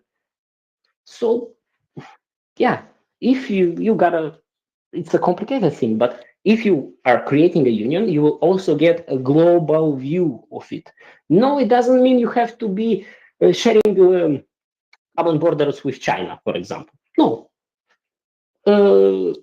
It means that you are just gonna think on a different level and will probably be more responsible. Yeah, again, we say climate change. What climate change do you want to achieve if, for example, you are going to be clean and blah, blah, blah, you are going to spend billions for clean energy, but on the other side of the world, China is going to be Mordor, or China and Russia, Mordor, just destroying everything. Do you think it's not going to arrive to you? Do you think this water in the ocean stays only there? No, it's going to come to you. And the same is with everything. You got to create a world, a stable world, and that's the point. Even if we will create that world, I'm not sure if we can give them proper worldview, proper ways, not to go back into the nothing that doesn't, all these dystopias, idiocracy. That's, yeah, we had technology, we have so much technology, we are imperials, but in reality we are fat people with many health problems, constantly walking in a chair, in pursuit of we don't know what. Yeah, if we take Valley for example. That would be my 2 cents. Thank you. Thank you, Casper. And yes, this again kind of goes back a little bit to the idea of what I raised with a service thing, where we could spend all this goods, but yet keeping us on a level that is keeping the states sovereign, maybe. But I think there was so much inside that it's actually not easy to address all of it. Let's go to Janie, and I stop by stupid rambling here. Regarding the military, like the European Union army with NATO, I'm not really sure if that's needed. I have no idea what they would be protecting. That would be like, so Sweden it's a very big country, the size, but population wise, we're 10 million. So we're going to have troops that are dedicated for the NATO. In case something happens, we're going to have to send off troops to help with NATO. Are we also going to have a standing army for the EU, and then we have to have our own army. We're going to run out of people before we get to that point, and so that I don't see how that would be needed. I mean, we can divide. In that case, it's better to, like they have done now. Like I just looked this up yesterday. You have the Nordic Air Force Alliance or something like that. It's called something like that. But what that is, it's Norway, Sweden, Denmark, and Finland are going to work together to pretty much, our specialty area will be the Nordics and the Baltics. Does that mean that if Poland gets attacked by Russia, that we're going to be like, hey, you know what? We have the Baltics and Finland to think about. Oh, hell no. We will dispatch troops to Poland, and we will just extend that area. But it's proximity. And so we're going to have a lot of exercises, which we already do. I don't know how many people. I think that these exercises, on the other hand, are going to get even bigger. Because we have we have a lot of exercises that we do with Norway, especially Norway and Finland, where we protect the northern part of Finland, and it's going to be extended to Norway, their border up against Russia. And we practice on protecting that part, and also the North Sea, north of Norway. And we're exercising to see how can we do this the best way possible, and how can we integrate the three militaries so that we work seamlessly, the three of us. And Denmark, I guess, just gets to go along for the ride. I don't know how that really works, and I'm imagining that once Sweden is in NATO as well, we're going to make this an open exercise for everyone in NATO that wants to practice Arctic warfare when it is minus 15, 20 in centigrade. And because war looks very different when you risk freezing to death and frostbite, it looks very different. So that would be my take on I think it's unnecessary to have, for the EU to have its own army, just because that would divide us. a country's military into three parts: NATO, the nation armed military, and then the EU. It's not. I don't see how that would be sustainable. Thank you. Thank you, Jenny. A very clear analysis there. Casper, please. Thank you. I would come back on this. Later, maybe you can answer that question, but are there no-go zones in Sweden? Because at least in the mass media, let's say, no-go means police doesn't really want to visit some neighborhoods because they are not really friendly. So imagine in case of war, it's pretty complicated to keep with your local problems and even deal then with the external.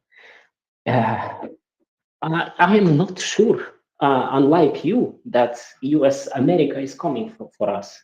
I am not sure that everyone, we are going to be saved again.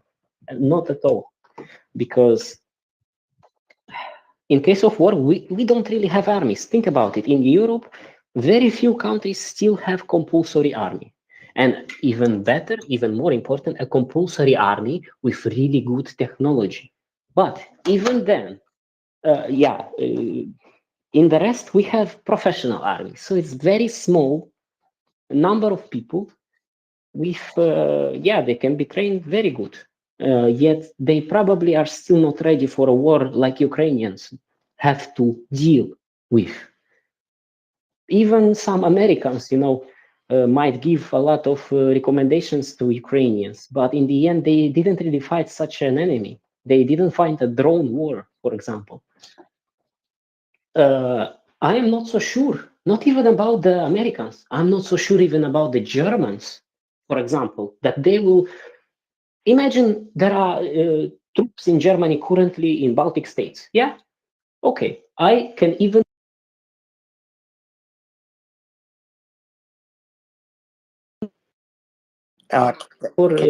Casper, I'm losing your audio a bit here.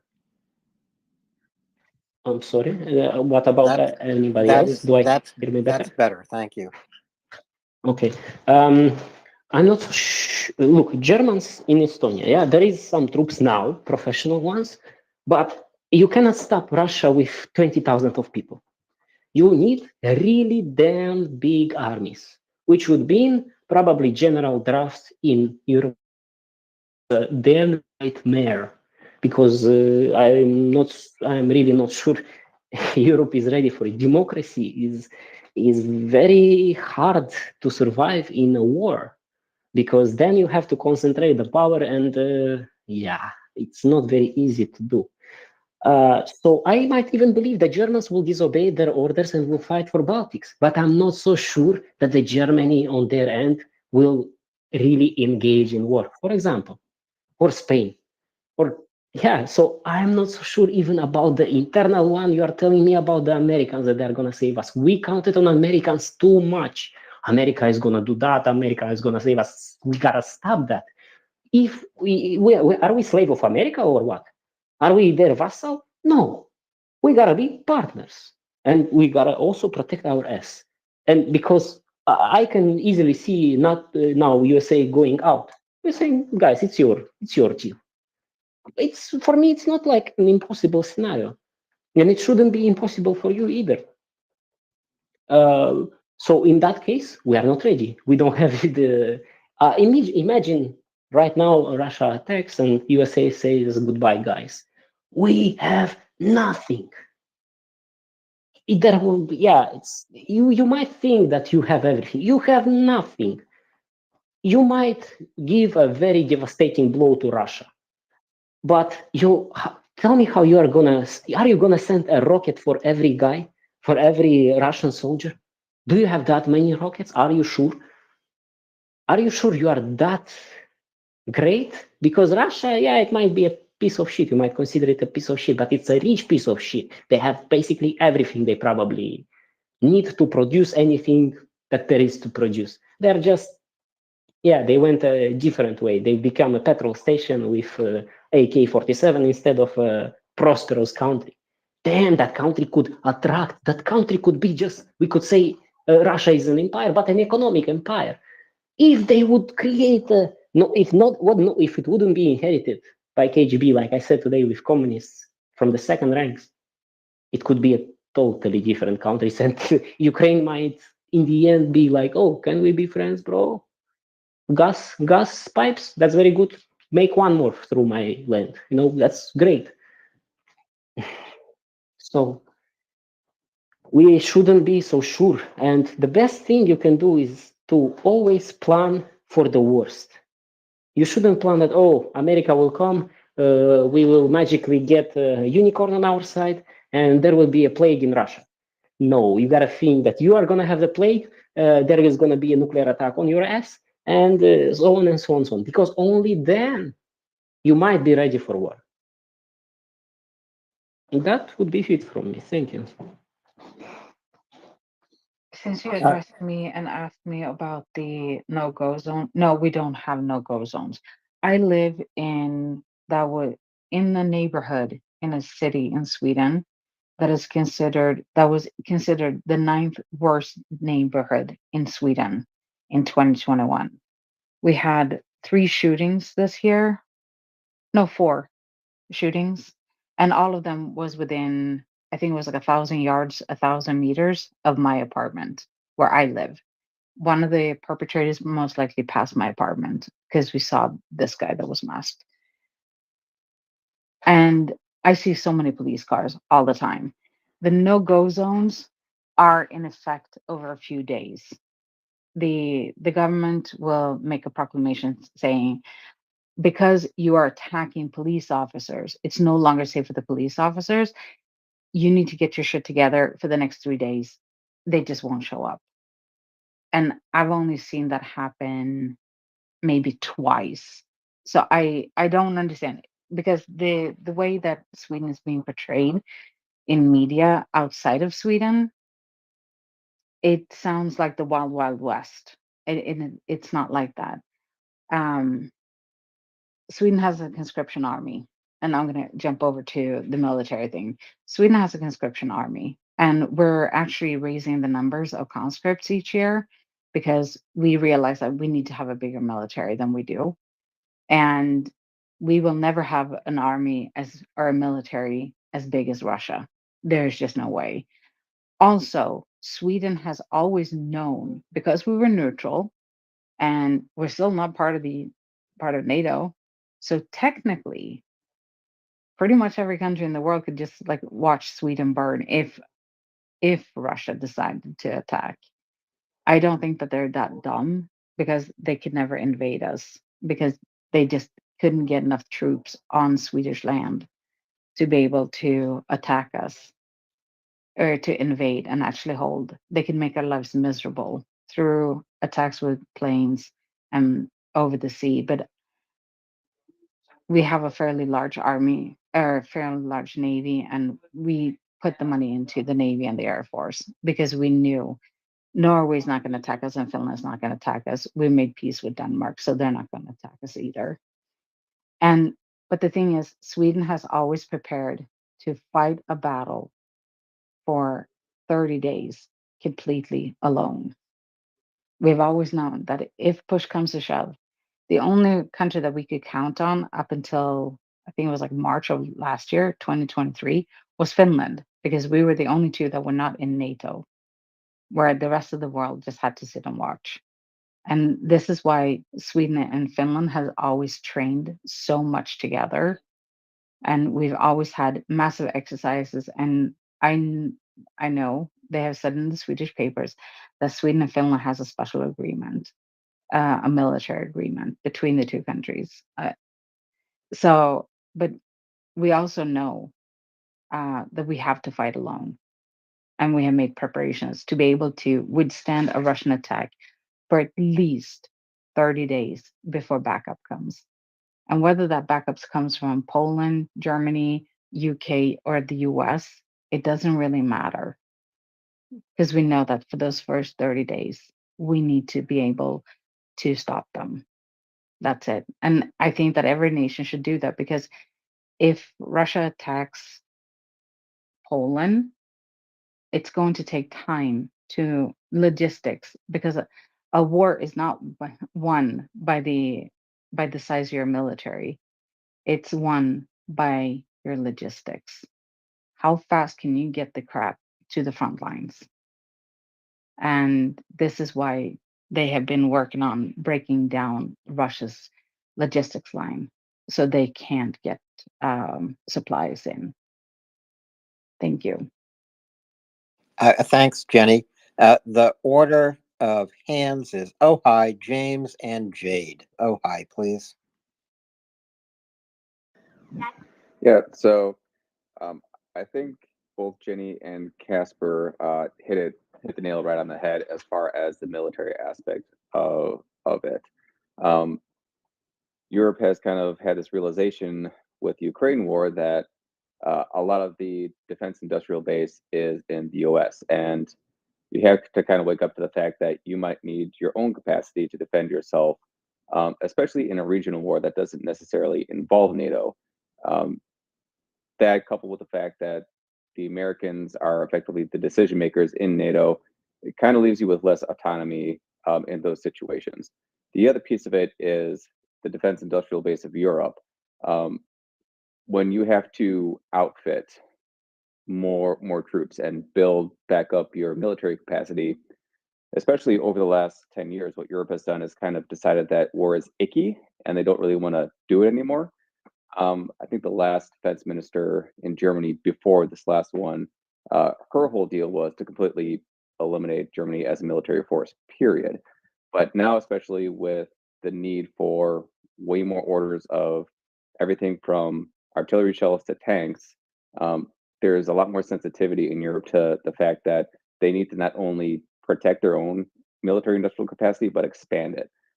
There's a reason why the Poles have bought a whole bunch of Korean tanks. It's just because there aren't enough Leopards left to outfit what they need, and there aren't even the production lines left to build new Leopards for what they would need in the case of a Russian attack. So there's been this big wake up call both on the industrial side and on the purely military side that Europe needs more autonomy to protect itself outside of NATO. And to James and Jade, please. Hey, I just wanted to jump in and say it was really good to hear Casper talk about these things, but it made me think that that it, this war is going to be shaped by the tail end of it, which is coming up, I think, relatively quickly, considering 2014 is probably the better date to start it at, and even further back if you want to go that far back. But the part about conscription and all, I think America has to think about that a little bit too, because I think we've been behind recruiting goals lately, and I don't know that it's to that point there that you really should step it up, but it feels like it, and so it's something that we haven't done in a very long time, and a professional army is not a bad thing in today's complicated equipment world, but it shouldn't be the only thing, and the ethics seem to be drifting away from that. So I applaud Sweden and other countries who are doing this, doing it well. Good example that you're setting for us. Thank you. Thanks, James. Really good observation there. I don't think any branch of the U.S. military has met its recruiting goals for years now. And yet they find a way, don't they? Welcome, Scott. A pleasure once again to spend Friday evening with you. And we are having a really well-rounded discussion about the European Union and many topics here tonight. Well, I see we have some real European Union experts up with us, so I'm not shocked. I was really intrigued. Actually, I was talking to Jenny offline. She was telling me some of the stuff about Sweden and Finland and how they protected each other, trained together, depended on each other, which of course explained why they decided to enter NATO together. But really solid, realist thinking about the very problem that Ukraine is facing, which is who knows who's going to be in power in the countries you need to rely on when you need them, and what their intention is going to be about helping you. So better to be prepared to do it yourself. So I mean, hats off to both the Swedes and the Finns for solid planning and a harsh assessment, harsh but realistic assessment of human nature and political organization. It's not going it alone, but it's being prepared to facing that possible reality. So to Jade, to Jenny, and I'm going to fail in pronouncing your name here, so I'm just going to call you Choo Choo. Jade, Jenny, and Choo Choo, please. Hi there. Hope you can hear me okay. Loud and clear. Great. It's interesting to hear talk from Jenny there and discussing smaller countries and how much of their population they can commit to their militaries. But I think I would want to emphasize that, yeah, I mean, until they're in NATO, they are on their own. They have to because they'll just end up being like Ukraine. So they're going to have to move quickly to make sure that they've upped their stocks and are protected. And then I think in regards to NATO, I would there must be some qualifying factor in terms of what percentage of your population is going to supply help to the rest of NATO.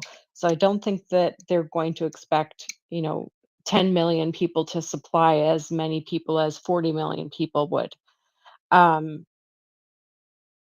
there's some interesting conversations and a little bit of waffling there, but Russia is not in a great position to attack another country, but in I wouldn't put it past them to do that, to divert attention away from someplace else to stop a country from joining NATO or just to rattle their saber. I mean, we see them flying over Poland and poking the bear just to show that they can. Um, and I think in terms of NATO, it would be the equipment that NATO supplies to countries under attack more so than it would be population. Because I don't think that we're going to, it takes a lot of time to push that many people towards a border. So you would see that coming pretty rapidly. Anyway, thank you very much. I'll keep listening. Yeah, I don't think Russia is in any position to attack another country right now either, especially a member of NATO.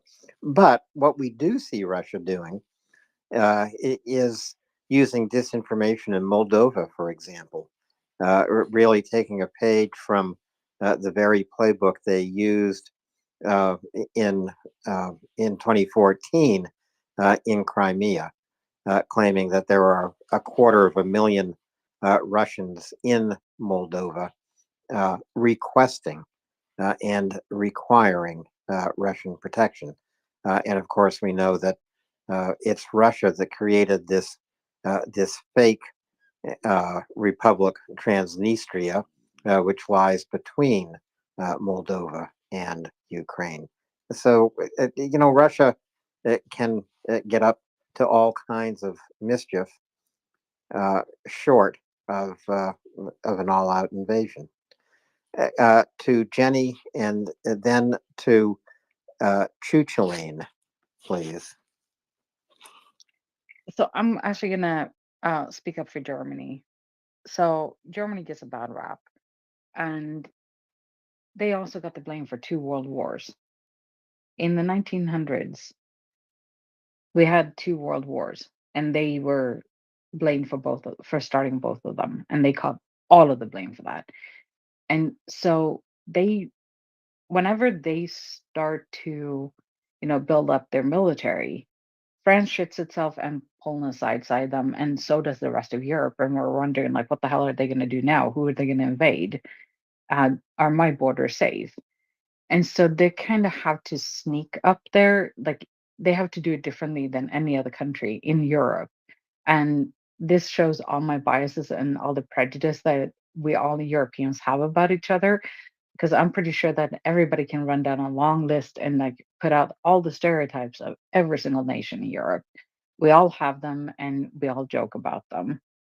But the fact is, both France and Poland, they got the full force of the Wehrmacht, and we all side eye them seriously. And so they are in a special predicament. So I don't know if it's necessarily sitting on high moral ground, thinking that you have the high moral ground and going like, oh, war is icky. It's more like we don't want to be blamed for a third world war. We really don't. Uh, I don't know how many people know this, but Germany just paid off Poland for reparations for World War II. Like in the past, I think it was like 2 years or something. They've been paying reparations for what they did there. They're still paying reparations to the survivors of that from the concentration camps. Anybody who survived and is still alive, they get a small paycheck each month from the government of Germany. So I'm pretty sure that that has a lot to do with it. Are you But saying that the German political spectrum is worried about worried in defense spending terms of being looked at as an aggressor nation, and then the sort of subsidiary thought that you could start World War III? Is that what you're suggesting, that's a real weight on German consciousness and hence political outcomes? I think that it is in the back of the mind of them. I don't think that it's the one deciding factor. I think that there's like a whole bunch of them, but that is part of the heritage that Germany has after having been found guilty of starting two world wars. The peace in Versailles, which led to extremely harsh. I don't remember all of the details of the peace in Versailles, but that was the run up to World War II. It ended up being the catalyst for World War II and the rise of Hitler. If it hadn't been the peace agreement being so harsh and Germany having to pay reparations, where the Deutschmark was worthless, you had to use a wheelbarrow. I actually have a stamp from the time between the two wars. One stamp cost 10 billion Deutsche Mark. It was an insane economic catastrophe, and Hitler rose to power and put the blame on the Jews. So that was the rise, well, the startup for World War II. And I think that back in their minds, because I think part of like the way it was divided up with East and West Germany, I don't know how big of a military West Germany was allowed to have. And I don't have a lot of information on East Germany, to be honest. But I think that because West Germany was controlled mainly by the US, but also by the UK and France, because the UK was bombed quite a bit by Germany, but France was completely invaded, as was Poland. And I do think that there is this perception in Europe that when Germany starts to arm up and mobilize, there is a little bit of side eyeing. And it's one of the prejudices that we have.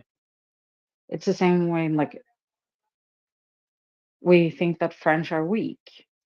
At least we do in Sweden. They give up quite easily when they get invaded. And these are prejudice. They're not based on fact. Anyway, thank you. Jenny, I think it is only the city of Berlin that had four quadrants of control: the UK, the United States, France, and Russia. I could be wrong about that. While there was a large American troop presence in West Germany, it was by no means controlled by the United States. I could be wrong about that, but I'll see if I can do a quick fact check. Meanwhile, on the order of hands will be Chuchulain, Casper, Masilius, and then Jade, please. Thank you, Alan. It's actually an Irish name of a historic warrior called Cuchulainn. Now that we're going up to, in 1 week, we're going to be 2 years anniversary in this war in Ukraine. My question would be, where do we go from here? I mean, it's tonight we're seeing the third major battle of the war, again being lost from Mariupol, Bakhmut to now Advitka. We're seeing a complete stagnation and fall of the Ukrainian front line. We're seeing literally a slaughter going on at the moment in Advitka. And the Russian horde, for what you want to call it, is better and stronger than it has been for over 30 years, especially in this SMO as exists at the moment. I mean, we've been talking about, a parley, a truce, for a long time now, and here we are 2 years later, and it's worse than what it ever has been before. There's news out tonight that since the 1st of February, over 17,000 Ukrainians are dead or wounded. In the first 16 days of this month, it is catastrophically failing. And I just want to know, I mean, where does Ukraine go from here? US have pulled the plug on money. There's never another cent coming. That's been made sure. The Germans, through the worst chancellor, is only signing. Look. Here's the basic fundamentals. By April, the pension state in Ukraine will collapse. Old people will not get their pension.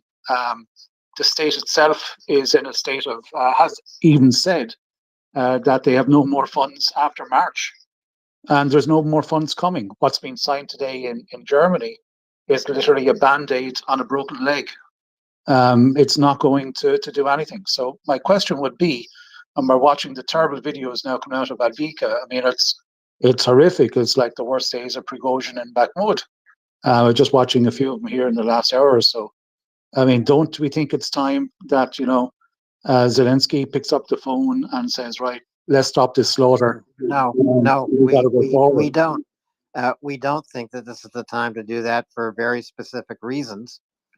We know that Putin does not negotiate in good faith, never has, never will. Where's the proof of that? Well, just let me complete a statement here, okay. Colin. Okay. And money and support is resuming from the United States. I'm quite confident of that. The International Monetary Fund is supplying, I believe, $154 million in continuing economic support of Ukraine. The United States, Germany, France, and the EU itself is also supplying economic assistance to Ukraine in order to keep the wartime economy going and to keep the wartime community knit together. So the figures don't mean anything. I mean, well, if you want to claim your figures mean something, then my figures also mean something as well. But if you would let me finish, please. We understand how brutal the fighting in Avdiivka is. We understand that in a war, one side does not fight free of casualties. And we know that there are many Ukrainian casualties. We know that Russia has an advantage both in terms of munitions and troop force all along the zero line, not just in Avdiivka. But we have also seen Ukraine fight valiantly on the defensive. They're continuing to, even though they suffer from a shortage of artillery shells, for example. Alan, Even though there's no artillery shells. Yeah, well, there are some artillery shells, and there There's will be some, Alan, more coming. but there's nothing to go against the Russians. Look, Yeah, my well, point being, can I just finish because you interjected? My point being is that the Ministry of Finance in Kiev said we need 46 billion for the next 12 months. That's not coming. You're talking about 130 million off of one person and maybe 200 million off another. To sustain Ukraine in a war against Russia, it requires. Why are we allowing this Russian the point propaganda is, to deny let him Busha talk. to be here? No, he shouldn't be talking. He is denying Busha on his site. Of course, He is a Russian We should accept propagandist. different opinions and actually work with them, not Bullshit. just reject them. I can try to respond. I also wanted to respond. I think Look, sometimes it's nice to yes, look, cut guys. down. Excuse me. I am not here to have an argument. I'm here to have And yet you're interjecting when other people Well, are I haven't speaking. been allowed to finish. Well, you've gone on very long with Russian talking. Can I ask the one question? Yeah. I'm just looking for the one question. It's just one question. When do you call a halt to this war? Because Ukraine is not going to win. You And asked that well, from the beginning, and then you went on for 5 minutes of Well, all what I'm trying to, the woes. So that, what that I'm one trying question is clear. what I'm trying to elicit is, if you can't keep muting if you want a mutual discussion. Chulain, look, your wife is raped. You're gonna say, "Oh, please stop it. Please don't do that." It doesn't work your way. There's no wives. There's no wives You being have no wife. raped by Okay, Russians. yeah. Look, it's simple. You gotta fight for your survival. It's simple as that. I'm coming to your home, and I'm not armed with a gun. I'm armed with my fists, and I'm starting to beat you. What is gonna be your response? Oh, I'm not gonna fight because violence leads to only more violence. No, you gotta smash the face of your intruder and Guys, get him out. in all fairness, I've just started off by describing the actual truth. It's the decimation of the eastern part of Ukraine. There's 500,000 dead. The economy is shattered. In my country, there's 120,000 Ukrainians here. In England, there's more. There's 8 million left. 2 or 3 million into Russia, which they're mostly Russian ethnic anyhow. The point being, there's no win in this situation. The point being is that Russia is stronger than what it ever has been. It's 1.3 million man. Saying there is no win is fake. Win can be achieved. The problem is the reality what we get. I agree with you. Europe doesn't have stuff. Europe doesn't have stuff that it has needed. Even maybe if we get the American help, I am not sure Ukraine will be given everything it's need to win this war.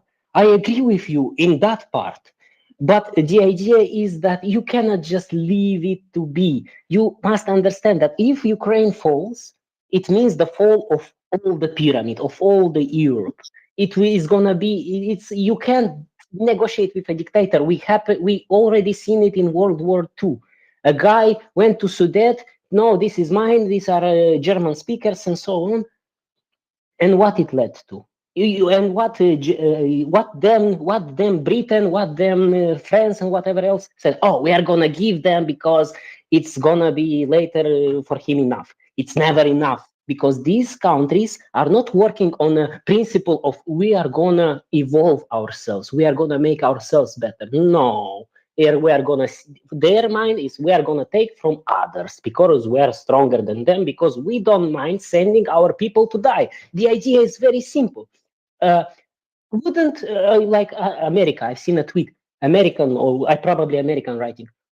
Think of how many lives would be saved if we wouldn't fund and fight the Second World War. Think about that. Yeah, you could lay your arms down then. Your grandparents could lay guns down. But what it would lead to Yeah, you can say, oh, I'm not gonna fight you, but it doesn't mean that the reality is not gonna break your head in pieces. I have a feeling we are already dead, to be sincere, yeah? But you are not gonna get salvation through giving up. You can get salvation only by fighting, only by doing it yourself. Thank you. Let's go through the hands, Alan. And I think it's good to debunk these. I mean, it's a valid question, right? This is a tough time for Ukraine. What do you do? My first and foremost point is it's up to the Ukrainians. If they want to mobilize because they don't trust Putin to live by any agreement and continue to pressure the West or beseech the West to get the arms there and maybe more tanks and fighters and other long-range missiles with fewer restrictions. And in the meantime, they mobilize and they retreat. It's hard. It's a hard time. But if you don't trust your adversary, or as somebody said, I think Casper, if your wife is raped, you don't negotiate with the rapist, probably. So let's go. Let's hear whatever. I think a lot of people want to speak, and I think that'd be great. A great conversation. Yeah, me too. The order I have, Scott, I think is Macilius, Ojai, James, Jade, and Delta. Macilius. Thank you, Alan. And just very short, because we had enough Russian talking points and BS. One question, Janie. I don't want to imply any of what I just said, but just quickly ask you: have you said first of all that Germany has been paying reparations for Poland or Holland, which is Netherlands? Or the other question was, you have been saying that they have been paying it for World War II, because Germany finally stopped paying reparations for the World War One, and for World War II there has been only payments which you have mentioned for the survivors of the Holocaust, but no reparations for countries. That's what I just wanted to clarify, because we don't spread false information here. So maybe I just got it wrong. Janie, No, if you would be. it could easily be that I got the information wrong, because there was a huge newspaper article in Sweden about this, that they had finally finished paying to Poland. And it was World War One. Okay, well then they're gonna have to start paying for World War II now. Congratulations. And actually, that's one of those disputes between Poland and Germany, that some people in Poland still would like some kind of reparation for all these damages which happened there, because at some point there was something paid, but it was Poland under the siege of Russians, so the Russians get the reparations actually, and not Poland. And they still try to let them pay at least for the cities that has been crushed, and all those.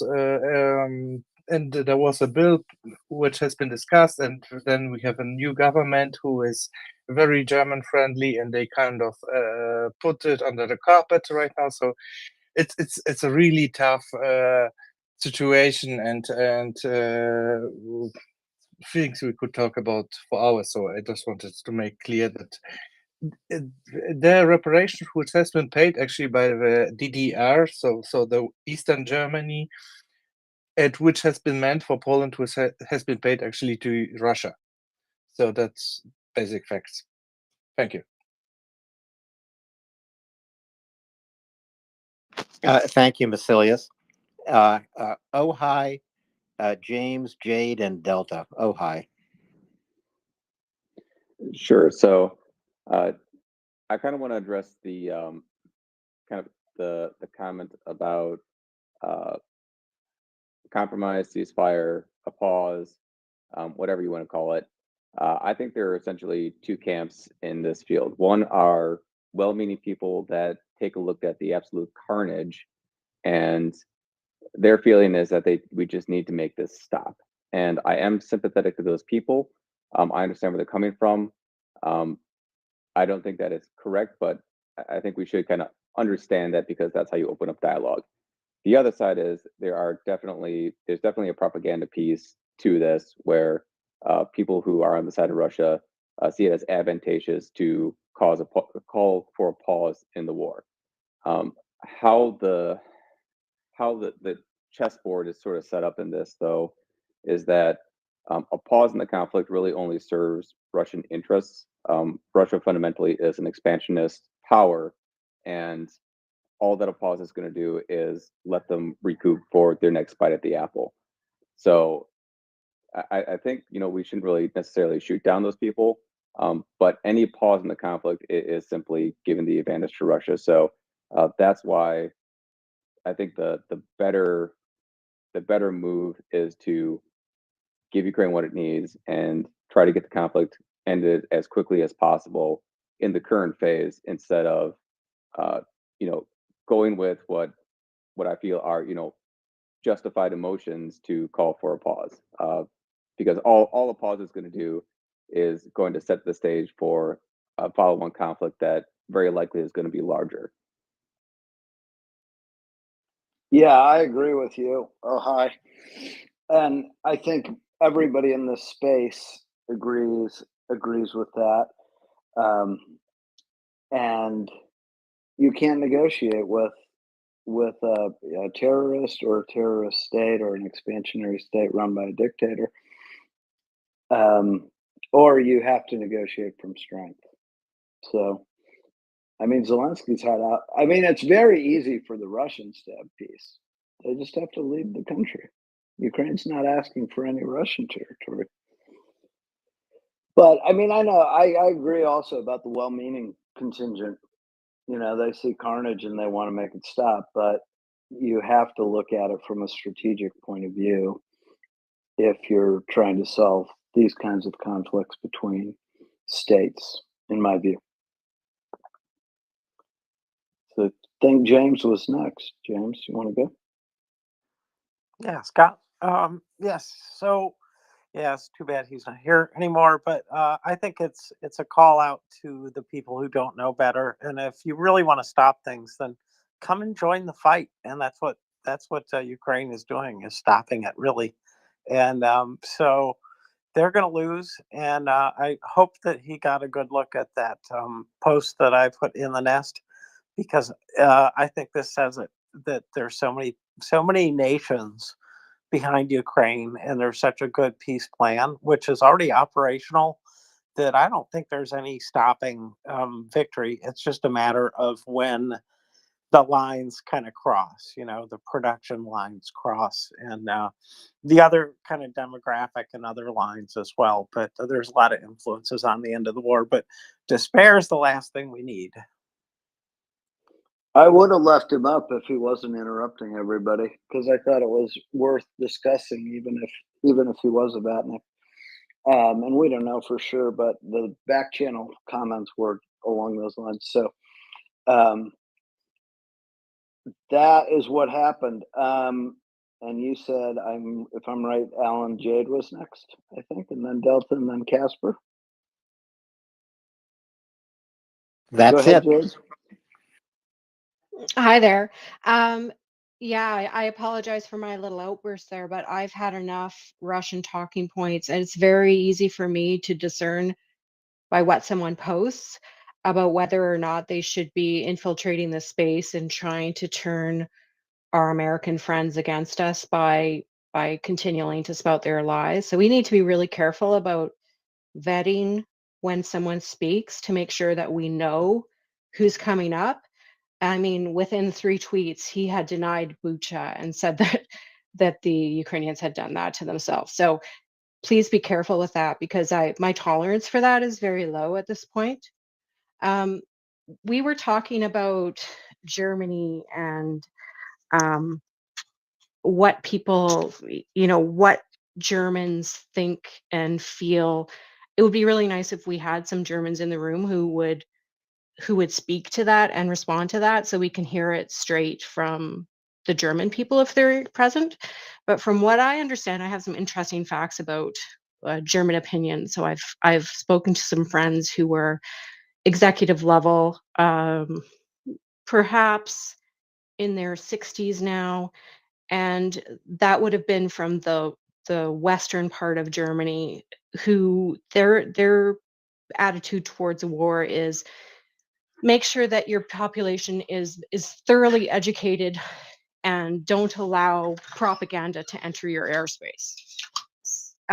They also, aren't really big into guilt, but they want to educate their children and make sure everybody knows what's going on. Now you have to realize that 50% of Russia or 50% of Germany is now actually influenced by Russia because of the eastern population, which was filled with Russian spies. When that wall fell down, you basically just had Russia filling in.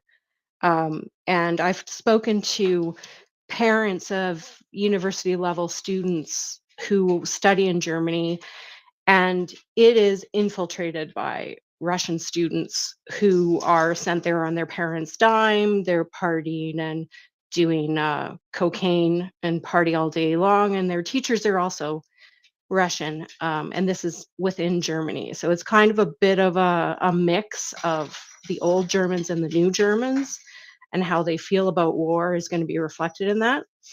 And then we had talked about Moldova. And I mean, even in 2014, Moldova was pumped full of, in that Transnistria area, was pumped full of Russians.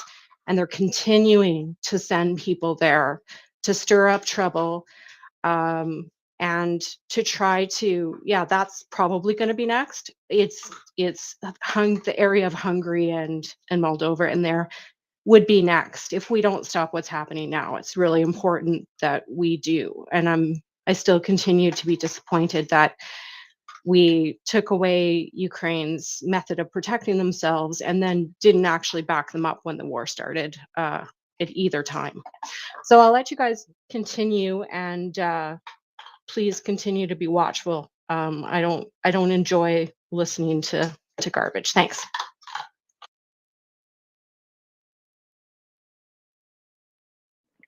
Delta, go ahead. Thank you, and thank you, Jay, for your words there. So I've been listening to Space since it began. The guy who was up earlier that we're all talking about now is David D. I think the profile's been taken down, but he's obviously back again. I absolutely recognise the voice. Axel has told him to get stuffed so many times and to just go away. Please, please, please, just be cognizant that this guy will keep coming back. Don't give him the airtime. He's an absolute wanker. And if he's still listening now, he did claim at one point that he'd fought in the Serbian war on the side of the Serbs, but he hadn't. He just keeps coming back. But dear God, we just need to remember his voice and not let him back up here again. That's my take on it. Thanks for that, Casper. I just know that this space is open because otherwise I wouldn't be speaking here. Also, sometimes I might say some very unpleasant things, but you are bearing with me. Yet, if you know this guy, he's crazy, kick him off. Otherwise, even if you see that a person is obsessed with an idea, for example, COVID and whatever, yes, you can say, oh, I also agree with you in that part and that part, and then try to set out other differences more important to us. Now, a little bit back to the Romania, Moldova, and that laying down the arms. We started this talk about the Germany because I gave it as an example, but it's just an example because Germany is a rich country. Poles theoretically don't have any moral debts to Germans, stuff like this. So it was just a good example. But I have a much more painful example. Is my own country, my own countries, Moldova and Romania. If Russians would be in Odessa, I don't know, I don't think Romania would dare to declare war on one of the biggest and strongest countries, especially after seeing that Ukraine would be left to do nothing. Yeah, I doubt it would try to alone defend, Moldova. Again, if it wouldn't be Russian troops in Odessa, and if it would be Russian missiles flying to Chisinau, who will stop them? Romania? I don't know. I don't know how they will react in that case. And will they have time to react for such case? And even worse, it's not going to be Ukraine. Ukraine has its own missiles to shoot down. It cannot take care of the neighbors if it's hard for themselves to defend. I will just want to tell people about the example in between the interwar period. Yeah, Romania was one of the countries who was the least interested in a war, and the Romanian representative held the chair of the League of Nations twice against the rules. Yeah, because kind of people understood that yes, this guy is really interested in not to start it. We had border, for example, with Poland. We didn't want. We were perfectly fine with the borders we have, and we didn't want anything to do. Yet, the Hitler and Stalin came. Hitler made two gifts. One to Hungary, he cut a part in north-west, and to Stalin he gave Bessarabia, which they agreed in Ribbentrop-Molotov Pact. Sadly, Romanians had to go back. I'm sorry, but when you are between hammer and anvil, you can't do much. And I'm not sure, I don't think Ukraine is currently in between hammer and anvil yet. Yeah, maybe. Yeah, we wake up. Maybe. But as an example, yeah, we had to go back, we had to retreat, and only later, a year or two later, we had to cross back into Bessarabia with German troops. Now, the bad side of it is that we didn't stop at our borders. We went directly, and I am not the one to judge it. Yet, it's kind of, bigger war. We ended up fighting an even bigger war. So, Casper, let me interrupt with the genocide of gypsies, Jews, all that stuff. Sometimes, if you are not given the context, if you are not given water in aquarium, you are gonna drown. That's why Ukraine needs us, because Russia didn't attack because Putin felt his penis erect. No, he felt that West is weak, that West won't respond, that West is not the same as it was before. Yeah, do you want to prove him right? So, that's it. so Casper, tell us the object lesson of the Moldovan experience in World War II to Ukraine. I mean, I understand the pincer part and how that might or might not be relevant to Ukraine, but what's the overall message from your country's experience for the Ukrainians? It's a very tough question because I can just say what it led to. Yeah, look, we were half of Europe was left for Stalin. Yeah, it's your playground. You can do whatever you want there. What it led to? Hunger, making people dumb, giving them propaganda, for killing people or sending them to Siberia just for some graffiti. Yeah, there was two girls in one village in Moldova, and they were painting like, I don't know, something about we are Romanian, we speak Romanian, or something like this. The then KGB was crazy. They thought it's a group of people like men revolutionaries. No, it was two girls. And I've said today, I think, people were eating their babies. People were eating cats. People were eating grass. because we were the target was to denationalize them. There was countries like Czechia where the supreme leader said, okay, kick them, but not too hard. Yeah, okay, make them understand who's the boss here, but don't really traumatize them too much. Yeah, rape them, but not too hard.